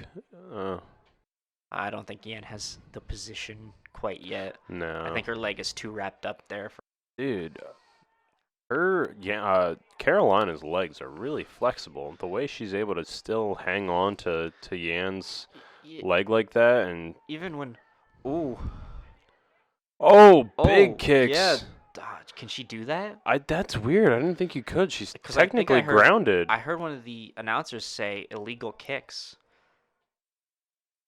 I'm surprised the ref didn't say anything. Yeah. Yeah. Huh, interesting. Yeah, definitely unanimous win for Yan. but those kicks on the A little ground bit were there at the end, suspect. yeah. But they didn't say anything, so. But again, the whole match though, the whole fight. I mean, you can see here just the shots by Yan, that big takedown right there. Yeah. I mean, she was just so much clearly the better fighter. Caught She that just front worked kick her. right there. She loves that side kick too, and that one caught her. Yeah, from that high Carolina. kick. Good. High kick to the face was clean. The little sweet chin music given out there. Yeah, look, Carolina looks gassed, but you got to give it to her. She went to war. She has a chin. She took the shots every single time. She was eating them. It's just a shame that she doesn't bring any more to the table than that.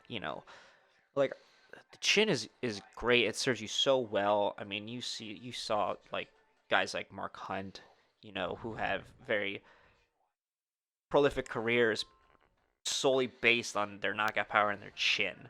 Right. Them able to take the shots. But eventually the chin wears down, and if you can't bring anything more to the match, or can't bring any more into your career, you don't have, you can't be that great of a fighter if you just have the chin. You You gotta have think something else. you think Alistair has the worst chin of them all? No, no. No. He used to have a bad chin, and I mean, it's tough because you look at the guys he's been knocked out by. You can't really There's say that. so many. I mean, you look at the lip. You look at when Ngannou uppercutted him into orbit. The Rosenstreich lip. Yeah, that's just like. But I mean, he has amassed a massive record. It is huge. a huge record, but 45 and 18. 14 And of his losses 14 of his losses by out of knockout. 18 are a knockout. I don't think he has the worst chin of all time. On with the W there. I say this propels her into being a ranked fighter now. I think she's a ranked fighter. Oh, for sure. In the strawweight division. Yeah, that moves Carolina out. I think that moves Yan in. I don't think it moves her up super high, but I think she hovers around that 14-15 range. Yeah, for sure. I mean, she's had very good fights. She's looked like an amazing fighter. So you'll see her come up through the ranks here. Yeah, but you look at the guys. I mean, he's won fights. I mean, Mark Hunt, but that's towards, Mark Hunt was pretty old. He won against Mark Hunt. But you look at the guys that Overeem has lost to: Rosenstreich, Curtis Blades, and Ngannou. Stipe's there. Rather recently, Ben Rothwell, Silva, Travis Brown, yeah, Shogun. Yeah, these are Lil Nog. He's Verdum, lost to Shogun big, again. Oh, Lil Nog again. Chuck Liddell. He's lost to some big name guys, throughout his career. And that was 2003 they fought. Yeah. Holy shit. It's been a while. Chuck Liddell, I think, hung it up in 2010. I think that's when he called it a career.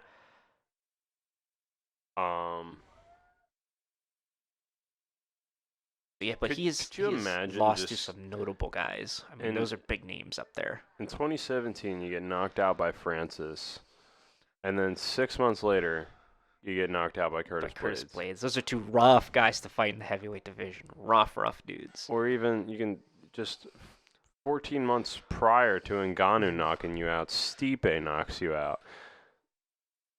Oh, and my then God. Rosenstreich does that to your lip. Yeah. That's insane. But like I said, I don't think he has the worst chin. I think Bob Sapp has the worst chin. Bob Sapp does not. He's only in it for the money. Yeah, he's a money guy. That's a shame. I wish Bob Sapp was better than that. I really wish he was. I was reading somewhere that I forget who it was that said Bob Sapp was like the scariest person they had ever come across. I mean, you think 400, at many pounds. At that weight and how tall he is, and then all that CTE, all that brain damage he's had throughout his life, it probably makes him a crazy fucking person. I mean, he was on Errol Ronnie's show or his podcast, and he was freaking out of there because he was getting called out on a lot of shit, and Bob Sapp was just, he was freaking out.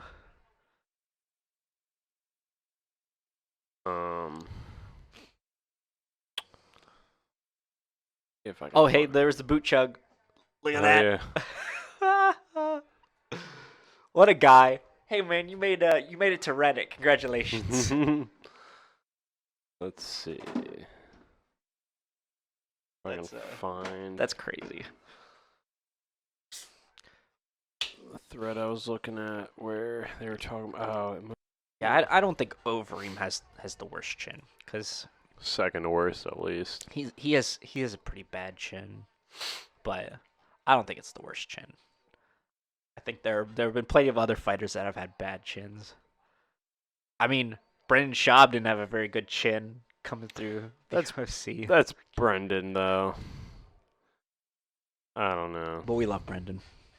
All right. He's a good guy.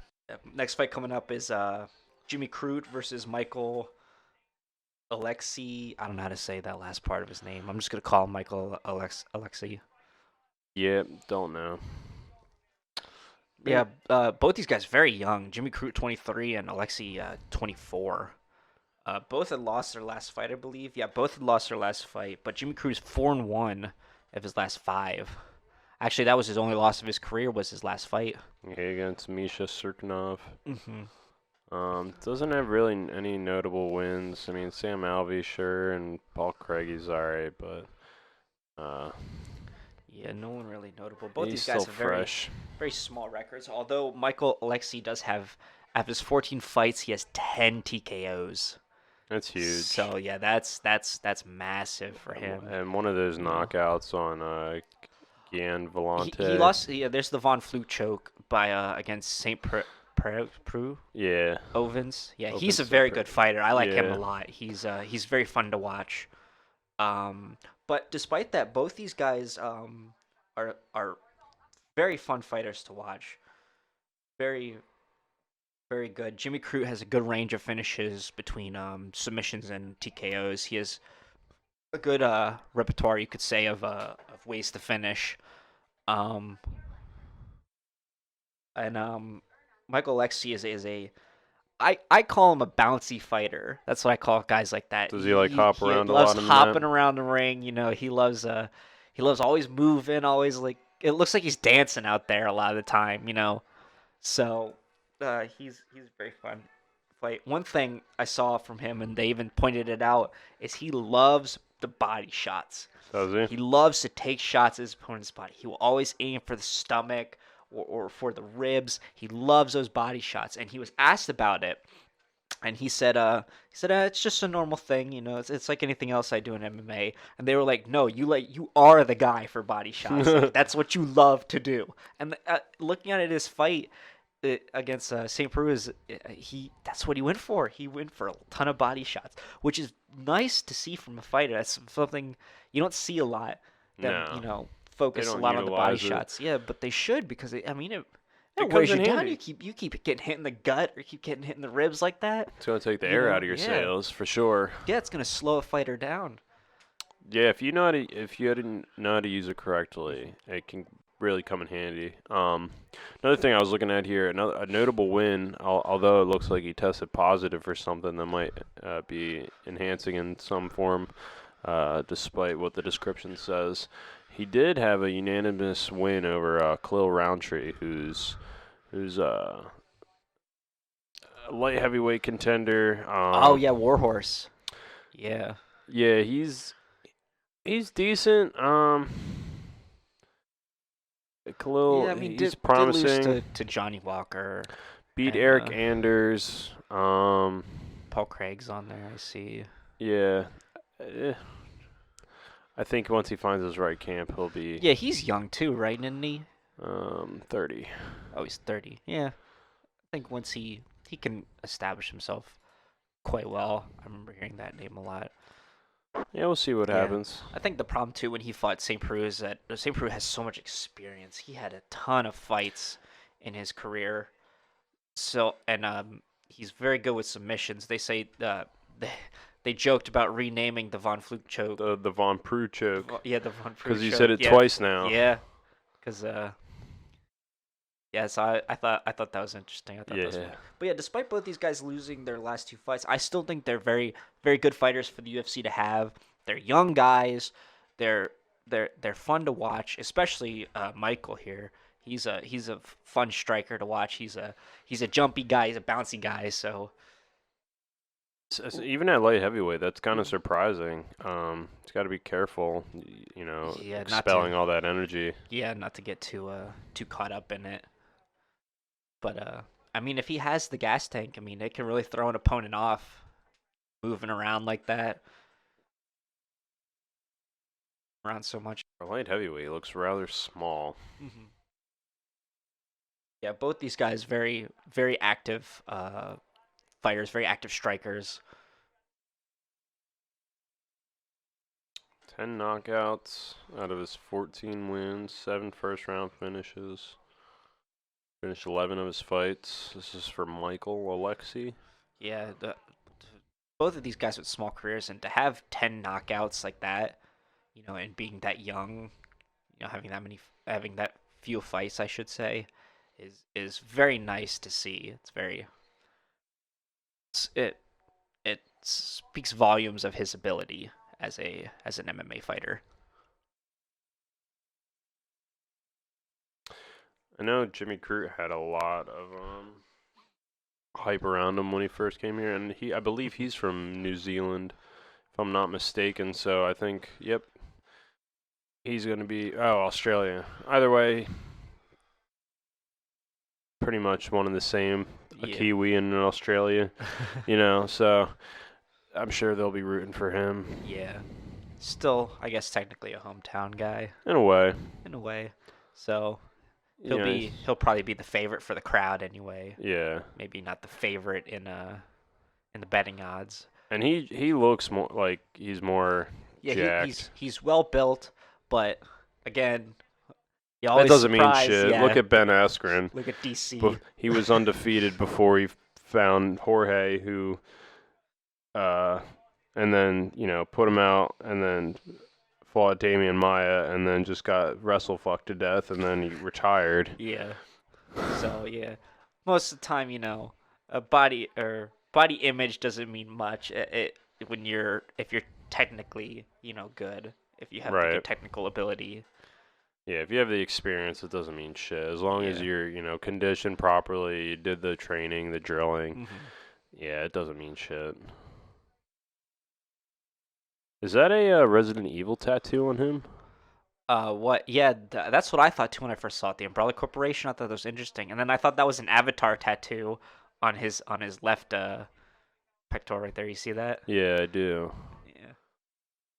We're always interested in the tattoos of fighters. We talked about that in the last podcast, so we'll probably never air. No, it'll just be in the archives forever. Yeah. But we might they're interesting. We might react to it one day. One day we'll go back to it. I'll keep the file. Yeah, for sure. See if we can adjust a little bit, so maybe something in the future and react to it. Because I would love to go back and eventually one day, if we make it famous, have our listeners hear that fight, hear that podcast of the early days. I wouldn't want anyone to hear that. Damn, both super young. Both very young, 23 and 25 respectively, but similar, eerily identical down to the weight and the reach. Only the height in Jimmy Crute's advantage, and even then not by much. Right. Yeah, you're right. Michael Alexi does not look like a fighter. He looks like a dad. He's got the dad bod at an early age. Again, that doesn't mean anything. No, it doesn't. It doesn't. Just you could knock him out right here. He could fight. Yeah, he doesn't look like a fighter. He looks like me. But hey, I mean, if he's got it, he's got it. This is a light heavyweight too. Yeah, he is the favorite. I think that might just be the experience factor. He has the more fights over Jimmy Crute, so that might be the only reason. See, what's wild is I wouldn't want to fight at light heavyweight if I'm only 6 foot. You want to be taller, but that's what most heavyweights are. Is hover around 6 foot, 6'1", 6'2". Yeah, I suppose so. I just feel like How tall is John Jones? 6'4". Yeah, he's not I much taller than these guys. I mean, Jimmy Crute's 6'2", right there. Jones 6'4". 6'4", yeah. Having that length is key. Mm-hmm. Even just an inch or two is huge. Yeah. Jimmy Crute looks well built. He looks very good. And Alexi just does not. But see, Alexi, the very, very bouncy fighter. Jimmy Crute shooting for a takedown immediately. Already and scores it. Yeah. He was very good in that when I was watching him in his last fight. He's very quick with the takedowns. He shoots from very fast. It's tough to guard someone who's that quick for it. He's trying to get his back here. Michael's back up. Oh, but Jimmy Crute gets him right back down. This is where I think he's going to shine, because I think he knows Michael is a very good striker, and I think Jimmy wants to keep it on the ground. Wants to out wrestle him. I think he'll look for that better. And I think in Jimmy Crute's last fight, he was out wrestled. His opponent was just so much better than him on the ground. So I think that's probably something that they've been training on a lot, is his ground game, and I think that's something he'll want to work on early, just to measure up how good it is and how good his grappling is. He's trying to ragdoll Mhm. Michael right now, and And it's he's doing a working, good job, but but it's the same in the first fight we saw. It's just not much is coming out of it. and he's wasting all this Mhm. energy trying to keep him down. Yeah. Not much has come with this. 5 for 5 on the takedowns. Great and all, but you're doing nothing with him. Michael's I just think he getting just right wants back up. just wants the early points. Ooh, wow, very nice. Yeah, Turn a single leg, turn it right around, but again, nothing with it. Michael right back up. Big knee by Jimmy. Constant takedowns by Jimmy Crute. There we go. Now he's got good position. yep. He's got half mount or side mount there. Now full mount. And Michael looking to Michael's turn just his turning, back. yeah, and getting Right right back back up. up. Wow. Really doubling down here, trying to get these takedowns and to Yeah, keep him down. He's And really working for it. I'm just worried how tired he's going to be come the next round. Ooh, is someone open up? Did Michael open up Jimmy with a cut? I think Jimmy might just be cut up on the elbow a little bit, and that might just be from the canvas. Right, getting the rug burn. Yeah, I don't think much is. Finally back on the feet here. And Jimmy there's and Michael looking to swinging, strike. both Now we're seeing some connecting. striking. And Yeah, Jimmy, look, Jimmy again, so fast with the take. big takedown though there. So quick with the takedown attempts and very fast. So that's something Michael will look to hopefully counter. Jimmy here in full mount. Great position. Yeah, great top position here, just smothering Michael. Michael trying to explode and turn off, and just turn around, slide out from this. Not having much luck. Jimmy Crute is just working every position, just working his way around. Try for submission here. Ooh, Is that wow. an armbar That is a or a Kimura? Yeah, there it is. That's a tap. Yeah, nice submission from Wow. Jimmy Crute there. Very, very nice from Jimmy Crute. I mean, that's what I was saying. He has a good range of finishes between submissions and TKOs. Is a very, very wide range. Very different ways he can finish you. Very versatile fighter, which could serve him very well. Yeah, he's pointing at somebody. No, it was an excellent performance by Jimmy Crute. Yeah, very, very good. Showed Exceptional. He does have the good striking. He had the takedowns and then finished with a submission. Very good all-around game. Eats a left hook. Keeps pushing. Big high kick. Gets checked. Outworked him on the That ground. was a nice Kimura. I don't think Michael was ready for it. That's the second time in a row Michael was finished by a submission. Yeah, there's not much nasty. to do there. Ooh, yeah. He just kept cranking that. Oh, look at it. Oh, yeah, he's in pain. Yeah, that's rough. That was good top control by Jimmy Crute there to secure that Kimura in the first round, nonetheless. Yeah, that was very good by Jimmy Crute. Very good showing by him, by the young fella. 23. Now looking to maybe establish himself more in the light heavyweight division, but I mean that's another division. You got a rough road ahead of you. There's You got a tough killers. ladder to climb. John Jones thinks he can make it out of there to heavyweight. I don't think he makes it through heavyweight if he does. I don't. He can barely make it out of light heavyweight right now. Yeah, I mean, it's sad to say, he's one of the greatest, but we might be seeing the very slow decline of John Jones. No. He is only 31. He is only 31, but I mean, he has had been through some wars. He's been through some wars, and he's had a rough road. I mean, all the shit that's happened through his career, How many of his fights went to decision? A lot. A fair amount, yeah. I mean, he has how many total fights? 27 total. Decision. His last 3 were all in decision.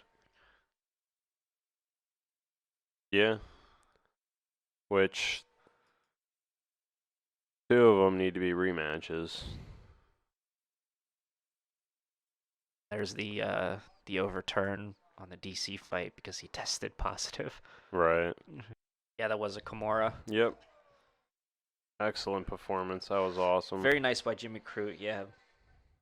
Very, very good ability, good technical ability. So hope to see more from him in the future.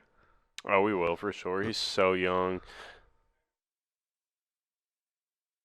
and that's his 12th pro fight at 23 years old. 11-1. He's got a bright future ahead of him. Yeah. In his last fight, by losing, he showed good raw power. He showed good striking. Here he showed very good wrestling and very good grappling. So if he keeps that versatility up, could see here's the 4 knockouts and 4 submissions from his eight finishes of his 11 wins. Put him in So, city kickboxing. Good range. Yeah, I don't know what team he's with. Actually, I could look it up right I bet you'll beat you to it. Greco and Stewie's house. Fuck you. Stewie's house of Brazilian BJJ, Jiu-Jitsu. Oh, yeah. he's a black belt, He's too. a black belt in BJJ, yeah. Wow. That's nice, on yeah, him. at his age. Um, Only been active since 2016. he's so young. I can't wait to see his future, man. He's well built. Shit, man, we've already reached the main event here. Yeah, I know. This went by quick. It's It's coming 9 on. o'clock. The boxing match is about to start. Oh, shit, that's right. We could actually watch the whole thing. We could. Paul Felder and the Dan Hooker fight. Everyone's excited for this Fury and Wilder fight. Wilder the favorite, though. Of course he is. Yeah, why wouldn't he be? Wow, there's a heavy favorite right there. Oh, yeah, this one? You bet like $5 on like that other guy. Yeah. Yeah, right. Yeah, but I mean, if you win, It's happened. if you hit, man, you pay out. It happened the night of the UFC where Colby and Kamaru and all them. There was a big underdog that won. That won? Yeah, I believe so. I just want to see what it is at that odds if you bet $5 on the underdog. Are you pulling it up? Yeah, I'm gonna pull it right now on a non-sponsored game. I don't promote anything that happens. All right, so this fight's almost over here. So there will be 4 more or 3 more before the Wilder Fury fight. Yeah, so We'll definitely watch that. all of them, yeah. But yeah, that's for that one where the Emmanuel, where he's a huge favorite. That's for the WBO Super Bantamweight. No, it's not on here. Only the Wilder and Fury Oh, that's weird. bets are on here. Yeah, I just went to boxing and That's lame. that's dumb. I wanted to bet on that fight. Ah well. Well, we got a good matchup coming here between Dan Hooker and Paul Felder. Fight. This should be very. Yeah, both they're clearly established fighters because they're both ranked. Yeah, both are vets. Mm-hmm. It's really hard to say who's gonna come out on top. Who's the better one? I'm gonna give it to Dan Hooker just because he is the younger fighter, right? Yeah, he's younger. Coming out of city kickboxing. Yeah, Dan Hooker at 30 and Paul Felder at 35. Yeah, training with a great team in city kickboxing. Got a bigger reach advantage, a little taller. Paul Felder though, with a better record. It's hard to say what's going to happen here. Felder's dangerous, a little sloppy at times, but that Al Iaquinta fight, he was very, very patient with Iaquinta. He didn't try and, rush things too much. He had very, very good leg kicks. That's one thing about Dan Hooker that I saw was his leg kicks are vicious. That's how he finished one of his fights. Not the. Who's this, Dan? Yeah, Dan Hooker. Yeah. With a leg kick? That's not how he finished, but like how he was able to wear out his opponent was like Oh, just via completely leg. destroyed him. Yeah. Yeah. And then He did the same thing to Ali Aquinta. He actually made Ali Aquinta switch stances.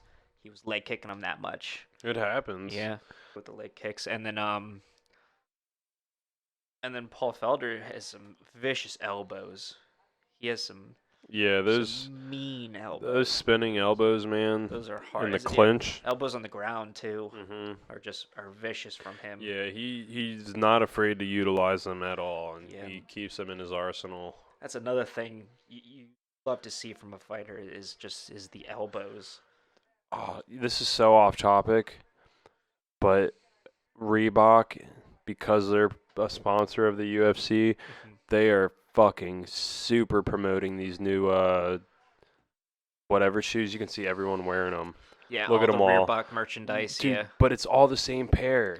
Oh, And- those shoes right there. Yeah, Yeah, it's the one Connor I noticed was. that when they were taking them off too, when the guys were coming out. they Oh were taking yeah, off the everyone's shoes. probably wearing them. Yeah. Yeah, the Well, I new thought- Zig Kinetica shoes. I thought Reebok had been a sponsor of the UFCs for a while. It has haven't been. they? Yeah. But these shoes just got released like yesterday or whatever. They do not look good. You don't like them? No, I like them. I don't like them. I would rock those. Yeah. I'm rocking Reebok pants right now. I was gonna buy another pair today, but I didn't. I don't know. I kind of like them. I like the red and black. It's pretty flashy, but literally every single person who works for the UFC right now is wearing this. Yeah. There's been a lot of controversy with the UFC's thing with Reebok because Why? a lot of the fighters had their sponsorships taken away, and because under the UFC contract, like something about it where like UFC fighters, like as far as in like NASCAR, how like they have like all the different brands represented on their cars and Right. stuff like that. You're not allowed It to rep another It used to brand. be that way for UFC fighters. UFC fighters could rep whatever brand that they were sponsored with and stuff like that.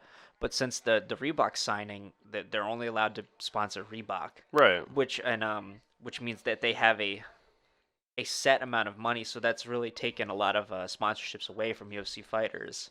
Stuff like that. Brendan Schaub talked about it, I believe, on Joe Rogan's podcast. Oh, so if like say Nike wanted to reach out to you and sponsor you as well, you a fighter weren't could not allowed. go out to Nike.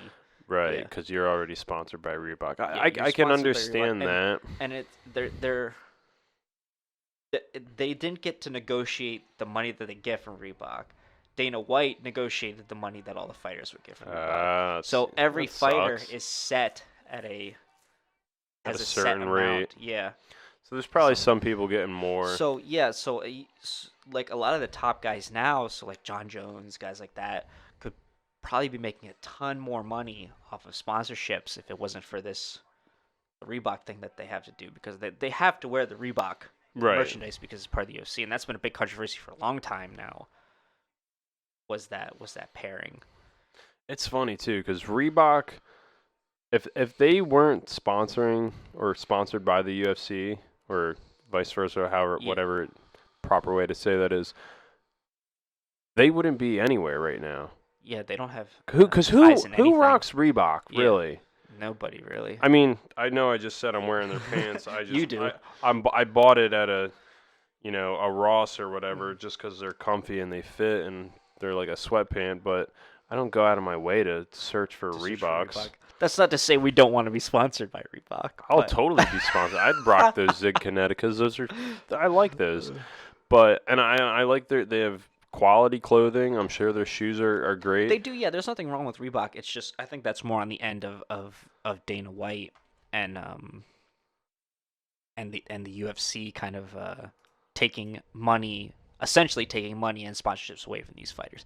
That was a big controversy. I don't know how much it's changed, but a while ago that was a controversy because again, Brandon Schaub talked about it on Joe Rogan's podcast. He said he lost out on I don't think he said millions, but he said he lost out on a lot of money because of the Reebok sponsorships. Right. And Dana White actually called him out on it. He said I don't believe that shit. He said show me the contracts that you had and the money you would have been making, and then I'll believe it. Stuff like that. Dana White's always very critical when called out on by something like that. He's always very I guess you got to be in his position, Yeah, because you you have want to defend everyone. your brand and you have to defend Yeah, your decisions, and I get that. you want to be reputable. Yeah, there are a few things Dana White has said that I don't agree with. Like years ago, he said there would never be a women's division in the UFC. Now He there said is. yeah. Now it's one of the biggest things there's ever been. Right. But years ago, he laughed at the idea of a women's division. He said there's no way a women's division or any women will ever be fighting in the UFC. And then now look, he's back in it like it's a big thing. That's such a foolish thing to say, though. Like, Yeah, you should never why? say something's not possible Right. in the UFC. You know. And why wouldn't you want that? Wouldn't you want this Yeah, I sport to don't be for know. everyone? I don't know what his thought process was. That was years ago, and that's the thing is his thought process could have changed. He could be. I mean, you look at what Conor McGregor has done recently, as far as like a mental change and as far as a personality change. So there's nothing saying that Dana White couldn't have the same, Right. change in himself. That might have been the Dana White of old, because the UFC used to be so ratchet and so just fucking so terrible, and then it sensed calm down a lot. It's there are plenty of rules in place now that never used to be there. Right. So Yeah, it's a totally different game mhm. and an atmosphere altogether. Yeah, so the UFC has changed a lot, and there's nothing saying the UFC can't grow, and Dana White hasn't grown as a person. So I mean, I still think fighters should be able to rep a brand that they want to rep. Imagine if Nike was the sponsor of the UFC. They probably get a lot more money out of it than Reebok. I don't know how large this Reebok contract is, but Right. Oh God, they would be making so much money, mhm. especially the fighters. Like Nike would make a shit ton just from sales, but the fighters would make probably double what they're making now. Even more so now because I feel like the UFC is going to have a big growth this year. I Yeah. think so. The more fights that are getting announced, Conor McGregor is now back. The heavyweight division is about to see a shift. As much as I love Stipe and DC, they're more or less on They're their on their way way out. out, yeah. And And the light heavyweight division is, could see a is shift heating too. up. Yeah, we could see John Jones lose at some point Pretty here much in the near every future. division is just like it's It's getting uncharted territories. bigger and bigger. Yeah. Scarier. Henry Cejudo's vacated title now. That Flyweight title's up in title. the air. Yeah. Yep. That Yeah. division's going through a shift. Yeah, Joseph Benavidez is going to be fighting Diego Figueroa. However you Shamalama. Shamalama Ding Dong. That's coming up. Oh, that's next weekend actually for the flyweight title. I just called him Diego. His name is Diavezson. Diaz. I'm never going to try and pronounce that again. Figueroa. Yeah, these Joe's, guys both have very good records. 28-5 for Joseph and 17-1 for yeah, Davison. yeah. Benavidez is a beast. Beat by, I think, Mighty Mouse twice, though. At least once. Beat by Sergio Pettis. Yeah, beat by Mighty Mouse twice. And Dominic Cruz twice. Yeah. So really, Well, that was a while ago. Since then, I mean, he's yeah, it fought was a long Tim time Elliott, I see ago. on that list. Henry Cejudo, he beat there in 2016. Alex Perez, Dustin Ortiz. Beat him twice. Who's here for Miga twice. Yeah, so Joseph Benavidez has been around the block. Definitely a killer. Has every reason to be ranked 1. Yeah, definitely well deserving of this shot. As far as Diavesin goes, it's probably butchering that name. His only loss is to Husier Formiga, beat Tim Elliott, beat Joseph Morales, Jared Brooks. Not many other notable wins. Been in the UFC for only a little less than 3 years now, but 2017. a killer record. Pretty well rounded in terms of finishing the opponent.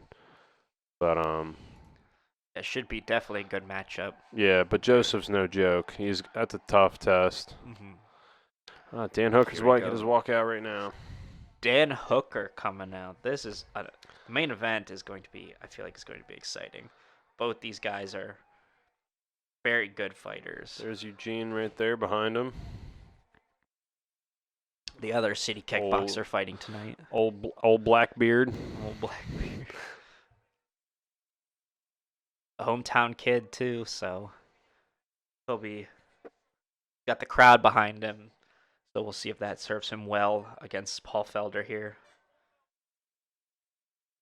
This is going to be, I feel like this is going to be just a striking fest. I feel like this is just going to be throwing down again. A lot of these fights are mainly that. Like the majority of the fighters on the main card are all primarily strikers, and all just wanting to throw hands. Not much in the takedown going on, except for Crute. Except for Jimmy Crute, yeah. But as far as everyone else, though, I mean, Dan won with the striking. DeLima knocked out Sazzoli, and then Brad Riddell and Mogmed, same thing. I mean, Mogmed tried to go for mostly the takedowns, but Brad Riddell was just relentless in that striking. So here we go, Dan Hooker, fourth highest striking rate amongst UFC lightweight, in UFC light heavyweight history. Finished 17 of his 20 wins, 10 by knockout. I said light heavyweight. I meant lightweight. My apologies. I can't read. I can't English good. But yeah, Dan Hooker. I think this is my pick to win this fight, but you never know. Anything could happen, But this is my pick. Last fight was very exciting to watch. Very good striker. He's called the Hangman for a reason. He's been hung himself, though. He has, yes. 8 times. Irish Dragon about to make his walkout. Especially for Dan Hooker being part of City Kickboxing, I mean, you see the fighters that they breed out of there, so. See, I like Dan to win this, but I gotta root for Paul Felder, Philadelphia native. Yeah, I forgot he is a Philadelphia native. Yeah, he's born in an Irish Catholic community there in Philly. So it's tough. I want to vote for the Philly guy, for our hometown guy, but right. Realistically, Dan Hooker is just, he's that guy. It's hard to beat, man. That's tough. Oh, is he really coming out to this?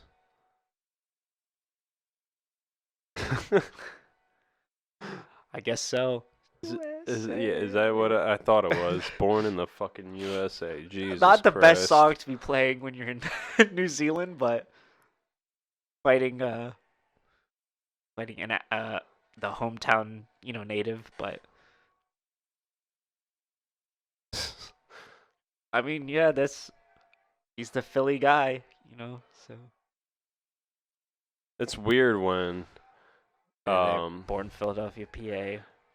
Right where we're at. It's because he's a commentator. It's weird. Yeah, it's weird to see him, actually as a fighter. But we don't feel the same about DC, though. DC seems so natural in that position. Yeah, but DC is a different animal. Yeah. It's weird to see. It's weird to see Paul Felder here going from announcing to fighting. But Paul Felder is a motherfucker, man. I would not want to get in the ring with him. He's a monster. Both these guys look very well built and very ready to go for a fight. So it'll be nice to see. Then this is to establish. I don't think these guys. In the last podcast we recorded that will never air, who was the guy that won in that main event? Who was the main event for that? Fuck, I forget. It was a light heavyweight match, and he called out John Jones. Jan. Yeah, Jan. Or yeah. Yan. Jan Blachowicz. Yeah, Jan. We kept butchering his name in the last one. Yeah, Jan Blachowicz, who called out John Jones for a title shot. I think if whoever wins this, I don't think they call out the champ. I think they just move up in rankings, and then they'll probably call out one of the top 3. Yeah, whoever wins. Who would they call out if anybody? Oh, whoopsie. Oh, that's not good. Part of the lightweight division, right? Yeah. Yeah, I say they call out anyone of the top 3. Not Tony Ferguson, obviously, because he's fighting. Let's see. So if Dan wins, I don't know. Like, Donald's available, so like, Gaethje has a fight coming up, doesn't he? No, Gaethje That he's hasn't. open. Yeah, Gaethje and So, Poirier. so yeah, either one of those two, I could see them getting called out. Yeah, I don't see Connor fighting either of them unless it's Gaethje or Yeah, plus he just Poirier. fought at welterweight, right? I don't think he's Hmm gonna move down. I don't know. I think Dana. I don't think he's gonna move down right now. I think Saying. Dana's gonna force him to. He's gonna say, "Hey, I'll give you a check you can't refuse." To fight at lightweight. Yeah. Because they want to push for that Khabib Oh matchup. yeah. Of Because he course. knows how much he Of made course, off of that. course, yeah. That was the biggest pay-per-view of all time, I think. Like I said, I say it's the Nate matchup to make first. That's the first matchup you make. You make the Nate Diaz fight. Maybe. Then you make There's another then you tune-up. make the Gaethje fight, and then Yeah. you make the Khabib fight. That's the three. That's the three it goes, and they all happen this year. Oh Jesus. Yeah, December. He'll fight Khabib. UFC Moscow. Yeah, he'll fight Khabib. If you Uh, make that fight in Moscow, that's the fight to make. Biggest pay-per-view of all time. Khabib versus Connor. If Khabib is still champion, He won't be though. you think Ferguson got it? It'll be Connor versus Tony in Moscow. Why would they make it in Moscow though? Just to rub it in Khabib's face. And make him the co-main. That would be such a kick in the so face. disrespectful. So disrespectful Make him come against two. against Gaethje. That'd be awesome. No, against like Dan Hooker. No, some guy's UFC debut. Yeah. But they make the guy a really good wrestler, right? It's the counter Khabib, so they'll go out like that. Have it go to decision, and then purposely make the new guy win. Over Khabib. There you go. That's the ultimate kick in the nuts. That's not good. We're making it sound like we hate Khabib. I love Khabib. Khabib's awesome. I think he's great. I think he's a good champion, and honestly, I think he will beat Tony Ferguson. I said that. You're wrong. I said that at work. You're wrong. I said that Where's at work. that Donald Trump gif? Wrong. Wrong. I think he'll just get Tony Ferguson's just a wrestler. He's gonna submit him with a Darce. Gonna elbow him from his back and then submit him with a Darce. Yeah, I don't. I think Khabib will still have it. I think that's the fight to make. Khabib versus McGregor in Moscow for the title. That's the fight to make. That would be amazing if that Ooh. happens. Oh, did they not touch gloves? No, Felder held it up, but Hooker did not accept the knuckle touch. Hooker looks like he's really. He doesn't look like he's there right now. He looks like he's distracted for some reason, or maybe he's just laser focused on Felder. I don't know. It's one or the other. Yeah, it looks odd. Felder looks ready though. Felder looks big too. Yeah, he does. They both look pretty big. I mean, Hooker is definitely skinnier, but I think looking at his arms look very massive. Yeah, a lot of pressure on Paul right now fighting in Auckland. Yeah, definitely not the hometown guy. Definitely in foreign territory, but Hooker is right at home. This is his backyard, you know. Oh, there's that Ooh. spinning back fist. Dodging Slip, it though. there. You want to put a little bit too much. Oh, Ooh. caught Hooker. Good left by Felder. They look like they traded though. They might have, yeah. Yeah, Hooker's reaching in there with that left hand. It looks like he's connecting. I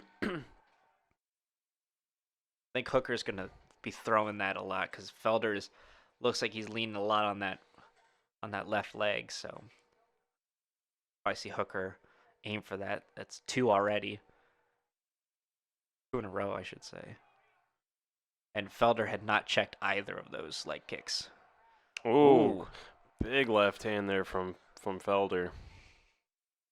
Front kick by Hooker. One right back from Hooker. Can't reach him with that calf kick he's throwing. Mm-hmm. I don't know if Felder's just staying out of reach or if Hooker's timing it wrong, but he's and that time Paul just kind of lifted his leg up. He's not too successful with that calf kick. Not check that one. Felder should not be taking too many of those. Him again with it, not checking him. Felder just taking those on the leg. That left hand, man, it's looping around. It might catch Dan soon. Ooh, tried for that elbow, look like. Or tried for a little takedown there, but didn't get much going here. Halfway through round 1. This is kind of what Hooker did in his last fight. He's hoping Felder will be the one to approach, so he can look to counter. Nice jabs from Hooker. Spinning back fist again. Oh, that Felder left did hand. catch him a little bit. Hooker responded with. Yeah, he's hanging in there. That left hand might be what puts Dan out. Thing's dangerous, the way Paul's throwing it. With the leg kicks there, that's definitely something he loves to do and he excels in. Oh man, he is swinging for the bleachers right now. He's looking for that one big shot. Dan just staying out of danger here. Spinning back kick. It's nice, didn't land. Oh, got him with the leg kick. Dan's Good timing by Paul Felder. Right back on his feet though. And with Paul against the fence. The fence. I don't know why I just broke out in a country accent right there, but we're gonna stick with it. Paul Felder up against the fence here. Yo, Nate Dern, you seen that fence that boy's up against? They break it off here. Check that leg kick. That's what Dan Hooker loves to do. He loves to keep throwing that leg kick. I mean, that's what he got Ally Quinta to switch stances and fight from something he wasn't used to. Just a I don't think that's going to work well against Paul Felder, though. Yeah. Paul's still putting on the pressure. Yeah, Dan Hooker's he's just looking for that counter. Ooh, nice left hand there from Dan. Tried that spin back fist again. Front kick just missed. Oh, wow, that high kick had some gas on it. Oh. I think give that round to Paul. I think so, yeah. I think Dan was mostly just avoiding, not trying to initiate anything, and Paul did land a couple good shots. Yeah, that was a close round. I definitely think Dan didn't have the upper hand. I think Paul definitely had it. He looked real smooth in there. We'll see what comes next. I know Paul just threw a lot there. He might be a little tired.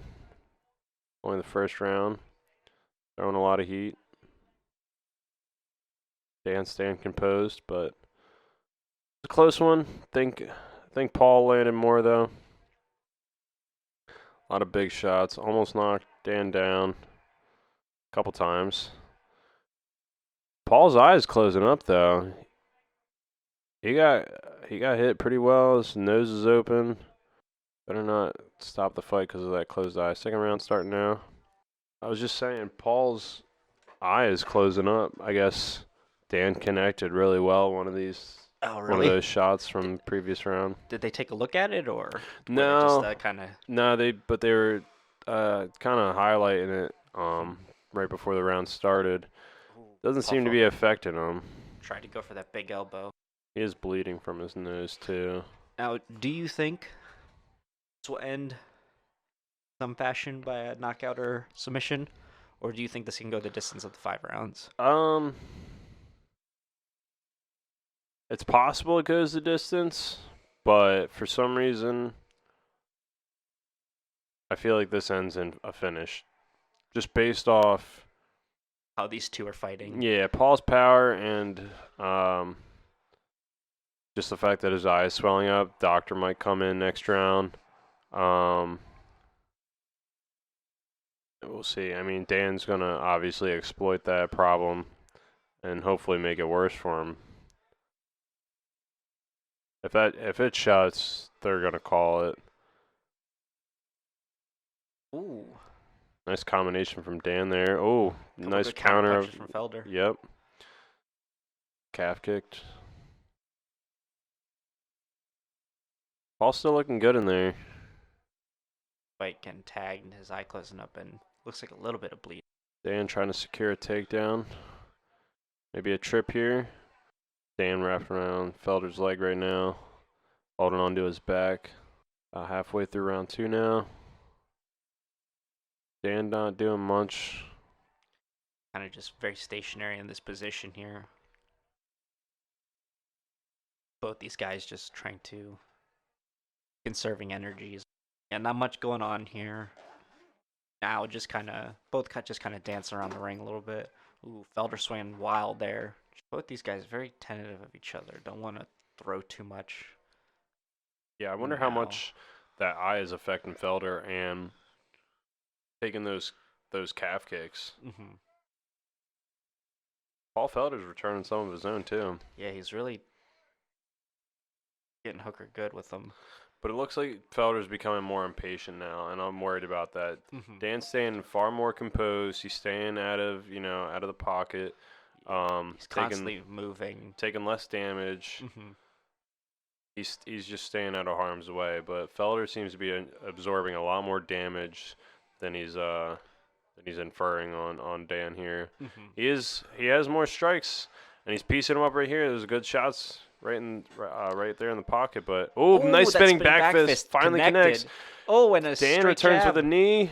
Oh, Felder smells it now. Now that he got that spinning back fist to land, I think. Felder's heating up here. Now Both guys are tagging each other.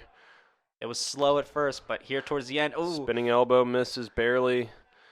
Another elbow misses. Jeez. These two are heating up now. They both smell blood. Oh, he caught him, and right at the end of the bell, Felder got caught too. It's a hard round to score so far. Yeah, that second round was a very hard one to score. It might have to go to Dan, given how much damage he just put on Paul's face. Especially there at the end, able to start piecing them up. Both these guys, good as advertised. That was an awesome round. That was a very good round. Middle of the round there was a little slow. It was a lot of them walking around, and then it was some grappling. But there, towards the end, the last minute or so, they really started to bring it out. They started to. Round 3 about to start. Round 3 here. If both these guys can keep bringing it here. It's been a good fight. Paul Felder staying loose. Trying to use these combinations. Dan a little more a little more patient. Paul's eye is really closing up though. I'm worried about that. Yeah, I can kind of see. I can see it now. Yeah. I hope that doesn't become a problem. Issue, yeah. If they don't call it for that reason. Fight has been good. It's a thing where you got to act fast, but you can't act too hastily where you expose yourself, get yourself caught, you start making mistakes, Yeah. You got to. That's why fighters look to get in and get out. They look to get in, throw their combination, then bounce right back out. And Dan's been doing that all this whole night. Felder's he seems to be putting on the aggression now in the third round, but the previous 2 rounds he was just looking for the counter. He was waiting for Felder to throw so that he could return, but I think Felder is more or less looking for the same thing, looking for Hooker to throw so he can return some shots back. Right. It seems like both are waiting for each other to counter. Yeah, I think that's why this match has been slow at points and then starts to pick up. Both guys swinging here. Yeah. Dan connecting really well. Paul landing a few jabs of his own. Ooh, big shots there from Paul. Both guys trading calf kicks. Trying to stay active here in the second half of round 3. Big jabs by Dan. Paul trying to return a few of his own. Yeah, it's more or less what you expected from this fight is for it to be standing. Not much time spent on the ground. There's going to be 2 guys who are strikers and love to strike. This might not leave this round. These guys, they're heating up, and I think the more punches they throw, the more the crowd heats up. I think the more they're going to want to try and put on a show and finish the fight. Yeah, they were really heating up at the end of the second there, and seems to have carried over in the third. Yeah, the combinations that they are throwing, they're throwing them with purpose. Yeah, Dan's landing a lot of nice punches here. Dan is utilizing that jab very well. He's so quick with it, catching Felder off guard. You can tell it's it's making Paul frustrated. that he's getting caught with it so much. Yeah, it's just so quick and clean. That left hand just comes in there, and it's just bam, right there again. Bam, right there again. But Paul's still advancing. Or trying to, at least. I think it's frustrating Paul too that he's just throwing the jab because I think he wants Dan to throw a combination and then he Something wants to to counter counter with, that combination. Yeah, but if he's just throwing the straight jab, there's not much there to counter. Nice spinning back kick to the body there. Paul's got to be really active in these last 40 seconds here. Quick jab again, and just right back out for Dan. Oh, Paul Nice Felder catch. caught him. The kick. Or caught Dan Hooker's kick, I should say. You know, change something up here. The striking didn't seem to be working this round, so trying to switch up his attack. Yeah, I think he's just trying to conserve energy, get an extra 30 seconds here to breathe. Paul Felder trying to go for some knees here, but not really having much success. That was like another close round. Yeah, I think Dan Hooker more so won that round. Calf kick, jab by Hooker. Calf kick return by Felder. Nice jab by Felder. Both guys just trading jabs all night. Yeah, that's been the story. Hooker seemed to connect more in round 3, it looks like. Yeah. I think Felder, you say, would have the second round. You think? I think so. I don't know. I think I would give that to Dan as well. Both those rounds? Yeah, I think Dan would be up 2 rounds. Damn, his eye. Pretty much shut. Yeah, they're doing everything they can to try and get that to like stay as open as possible, but it's just wow, so that is swollen. so closed. Oh my goodness. And it's probably even more frustrating because that's where Dan is attacking, is that eye. Yeah. Just with those jabs, it's just right, hitting that exact point every single time. It's the left hand from Dan, and it's hitting his right eye. I'm glad the doctor's not saying anything. This is such a great fight. Yeah. It did look like Felder landed more significant strikes in the second, but Dan in the first, and it looks like I think as well as Felder in the third. Both guys really lighting it up here in the fourth. There you go, Felder connecting a lot. Paul Felder starting to piece him up a little bit. He'll do some wild shots there that missed. Yeah, he is Got swinging. to get back to the quick jab into a combination. He knows he might be down here, so I think he's trying to go for the finish. Oh, big right hand. Again. This is awesome. Yeah, Paul Felder is now the one to land the big shots, whereas Dan Hooker last round was the much better striker. Paul Felder starting to reel it back in, starting to heat up. Yeah, it looks like Dan's taking some deep breaths. And I think Paul might be noticing that, and he's advancing and trying to put the pressure on. He's connecting a lot more now. I think both these guys, their last 2 fights were only 3-round fights. Yeah. So I think this 5-round fight, we'll see. Big right hand. That looked like it stung Dan. I think, like you said, Dan is getting tired. I don't think he's much for the 5-round fights, but I think Paul Felder is still going another strong. Big right hand. Dan's shot. Dan's hurt. Felder. Dan is hurt. Yeah, his arms are lowered now. He's not keeping them up like he was before. He's not swinging, and he's just backing off. Dan's hurt. Needs to find a way to get in there. Oh, there's the takedown. Yep. Trying to take Paul down. Had to grapple to conserve energy. Try and regroup himself. How do you take Paul very down? Smart. Now? Yeah, Paul's a big guy. I think so Dan Hooker's not going to try much as far as a takedown from this position. I think this is just to kind of recoup from the damage that he took. All trying to stay busy in the clinch here with some body shots, trying to get an elbow that there. Elbow again by Felder. Oh, big left hand. Now they are right inside, very close to each other now. We could see hands flying. Yeah, it could go off at any moment. Oh, Dan with Paul's back, trying to get this trip and secure a takedown. I think Paul Felder with that right arm should just try and throw those elbows back behind his head. That would be Keep that's what he should be doing right now. Yeah. He's trying to turn around though. Probably wants to turn around and then turn his body Get and one push off the clinch, yeah. There it is. Dan Hooker looks like he's the one that pushed off. Looks like he's might have regrouped a little from those Might have couple got shots. a second wind. Mm-hmm. Ooh, big Felder right hand. again tagging him. Tried to go for a Superman punch, didn't work out. Wind up from Dan. Yeah, Uh-oh. I think Dan is tired. That wind up gives you 10 plus strength. 10 plus. Of Oh. course it does, yeah.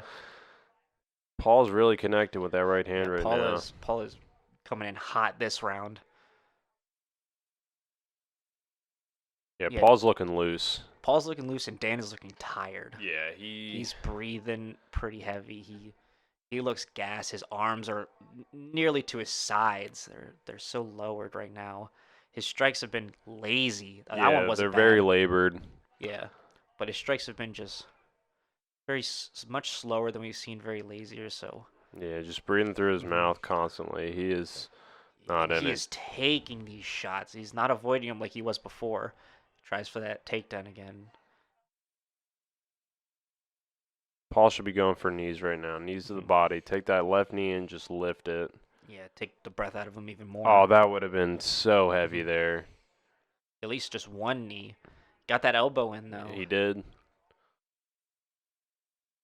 30 seconds left here in the fourth round. Paul's looking really good right now. Yeah, Paul. We'll see what comes in the fifth round. Paul can still keep it going, or if Dan can get a second wind. Yeah, Dan is looking to just hold on to him till the end. It would be some fucking shit if a doctor came in the fifth And round stops it and now, stops it. Because both these guys, I'd say have 2 rounds. I think Paul Felder has 2 and 4, and I think Dan Hooker has 1 and 3. Yeah, it's 2-2. I think If that's the way anything, it goes. Paul might be up at least by 1 round. Mm-hmm. He's looking real good. He looked Dan, amazing this round. Dan looks like he's done. He looks like he's ready to walk out of the ring right now. He looked very good though in the first 3 rounds, but when it hit this 4th round, he just hit a brick wall.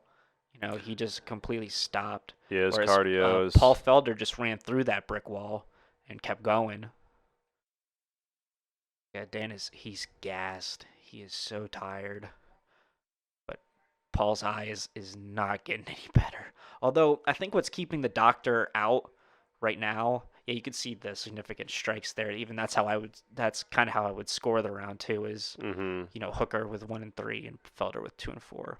But I think what's keeping the doctor out of the ring is that Felder hasn't he hasn't touched it. He hasn't even guarded it. Like he hasn't kept his hand by it or anything like that to try and block the punches. Right. He's just avoided even seeming like he notices it's there. So I think that's what's keeping the doctor away. Is that that is yeah, like it is shut. completely closed. He's Wow. looking out of one eye right now. Pulling a Rocky movie here. I'm surprised they haven't gotten anyone in because of that. I don't think they want to. I think they know that This is just too good. this is so good, and this is a ranked fight, so this is for 2 ranked guys. Looks like Dan Hooker's moving around more now too, so I think he realizes this is championship rounds in a way. He's got to give it his all. He's for either down or tied. for New Zealand, for Australia, whatever.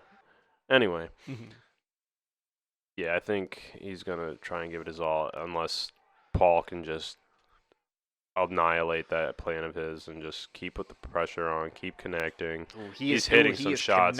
He could get shots. finished if Dan doesn't be careful. Keeping his hands down, and he can't do that. He needs to find his second wind here and really dig in for this round. He needs to pull something through because Felder's piecing him up, and Felder's looking good with his combinations. He still looks pretty fresh. He looks ready to go.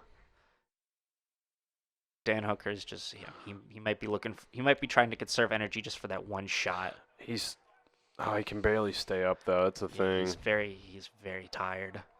I don't think he's much used to these 5 rounds. That's what the crowd needed to do. They needed to chant his Yeah, name. if Dan Hooker wants something, he's got to get the crowd behind him. It's crazy because he can't even Mhm. find it in him to find that spirit right now. Like, you're in Auckland.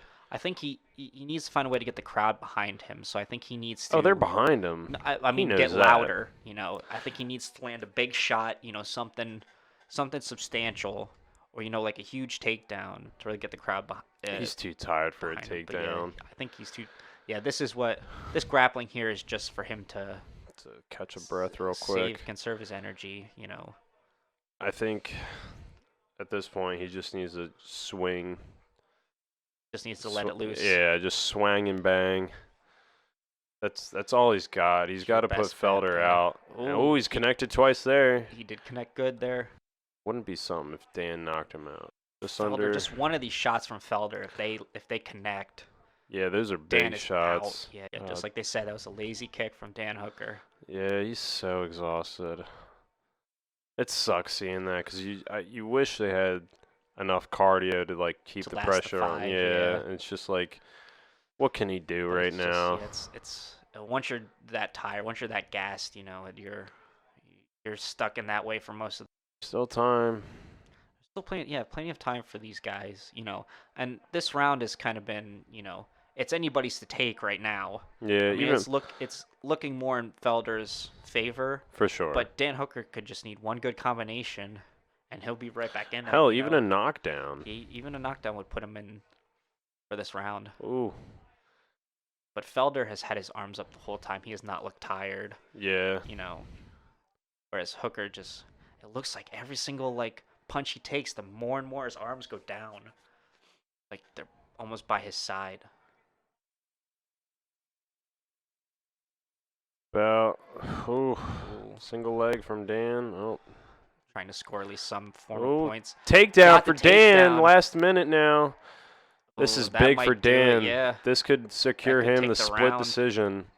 If he can keep Felder down and land some strikes here, he could win the round and potentially win this by split decision. Just from that one takedown, that could do it for him. Oh, he needs to strike his heart out right now.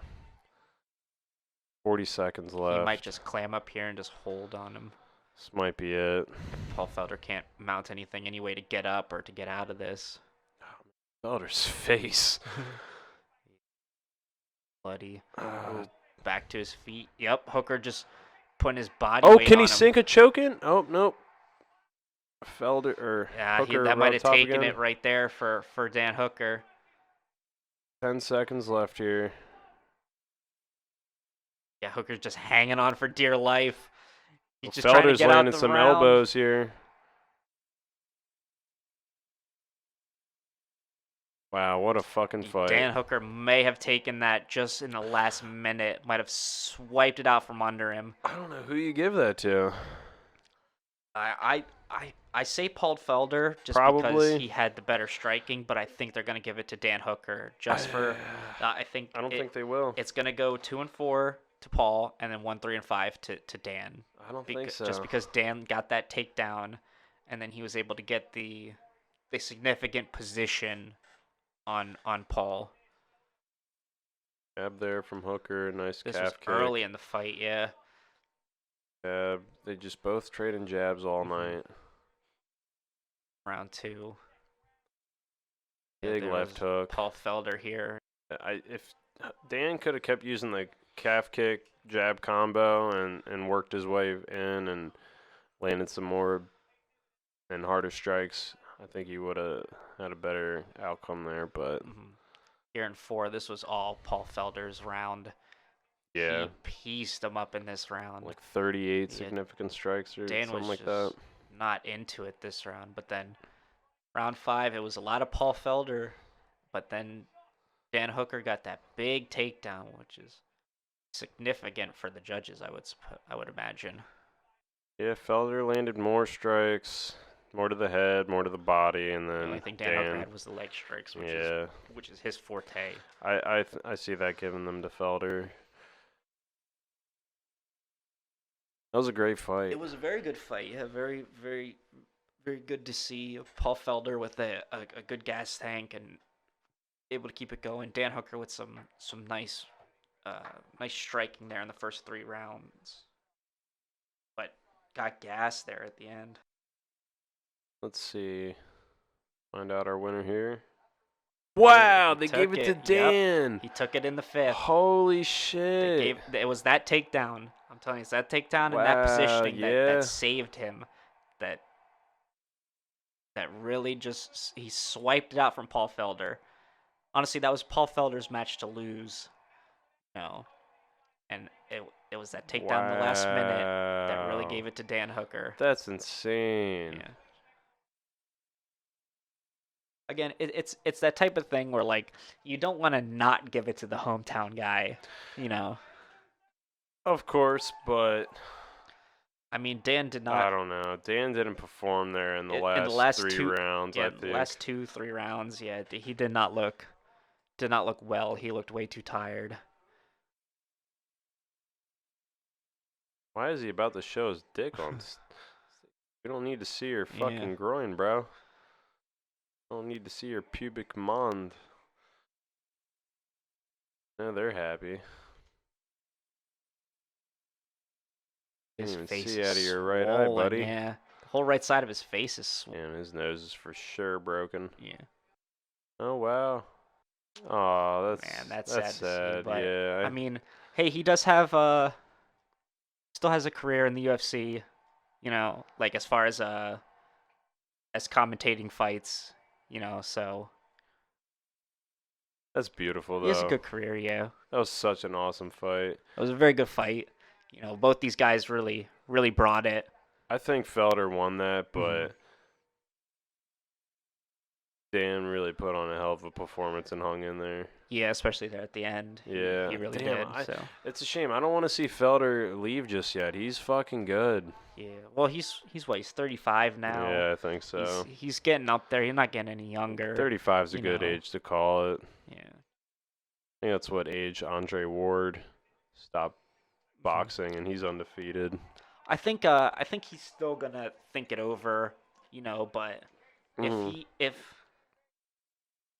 like you said, he has a 4-year-old, so he wants to be there for his kid. Too. Yeah. When your heart's not into it anymore, you gotta know when to call it. You gotta know when to call it.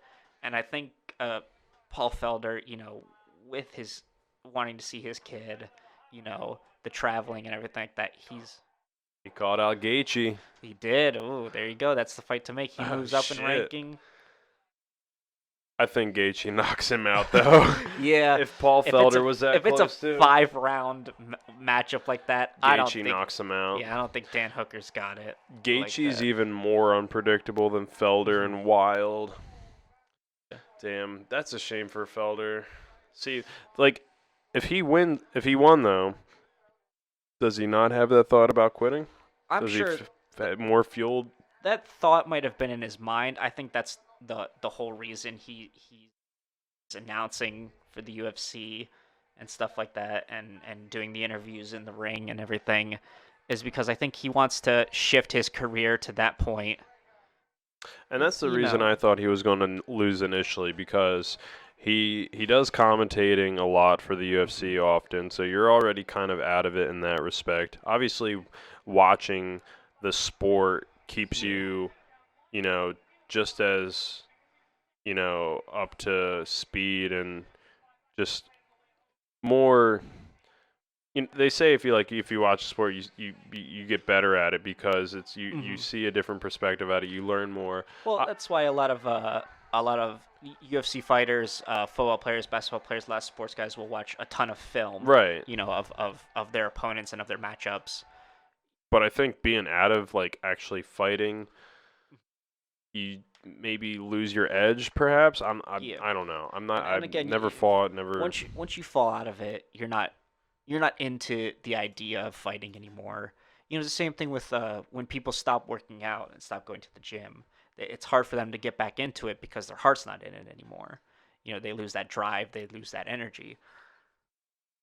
Right. So I think I think that's where Paul Felder's at right now. I think he just doesn't have his heart into competition anymore. No, I think You know. he's better off being on the outside. I think stick to one part of it, and because you're still in it, you're still in love with it. You still have the drive and passion, and you still might have you might come out of retirement if he does happen to. Yeah. But at least you're still working for the same company and sport that you love. And I would love to see him. I love when he commentates. Yeah, it's tough to see him go, especially for being, the fighter that he is. Right. But when I think it's your time to hang it up, it's your time to hang it up. But I think he'll go back home.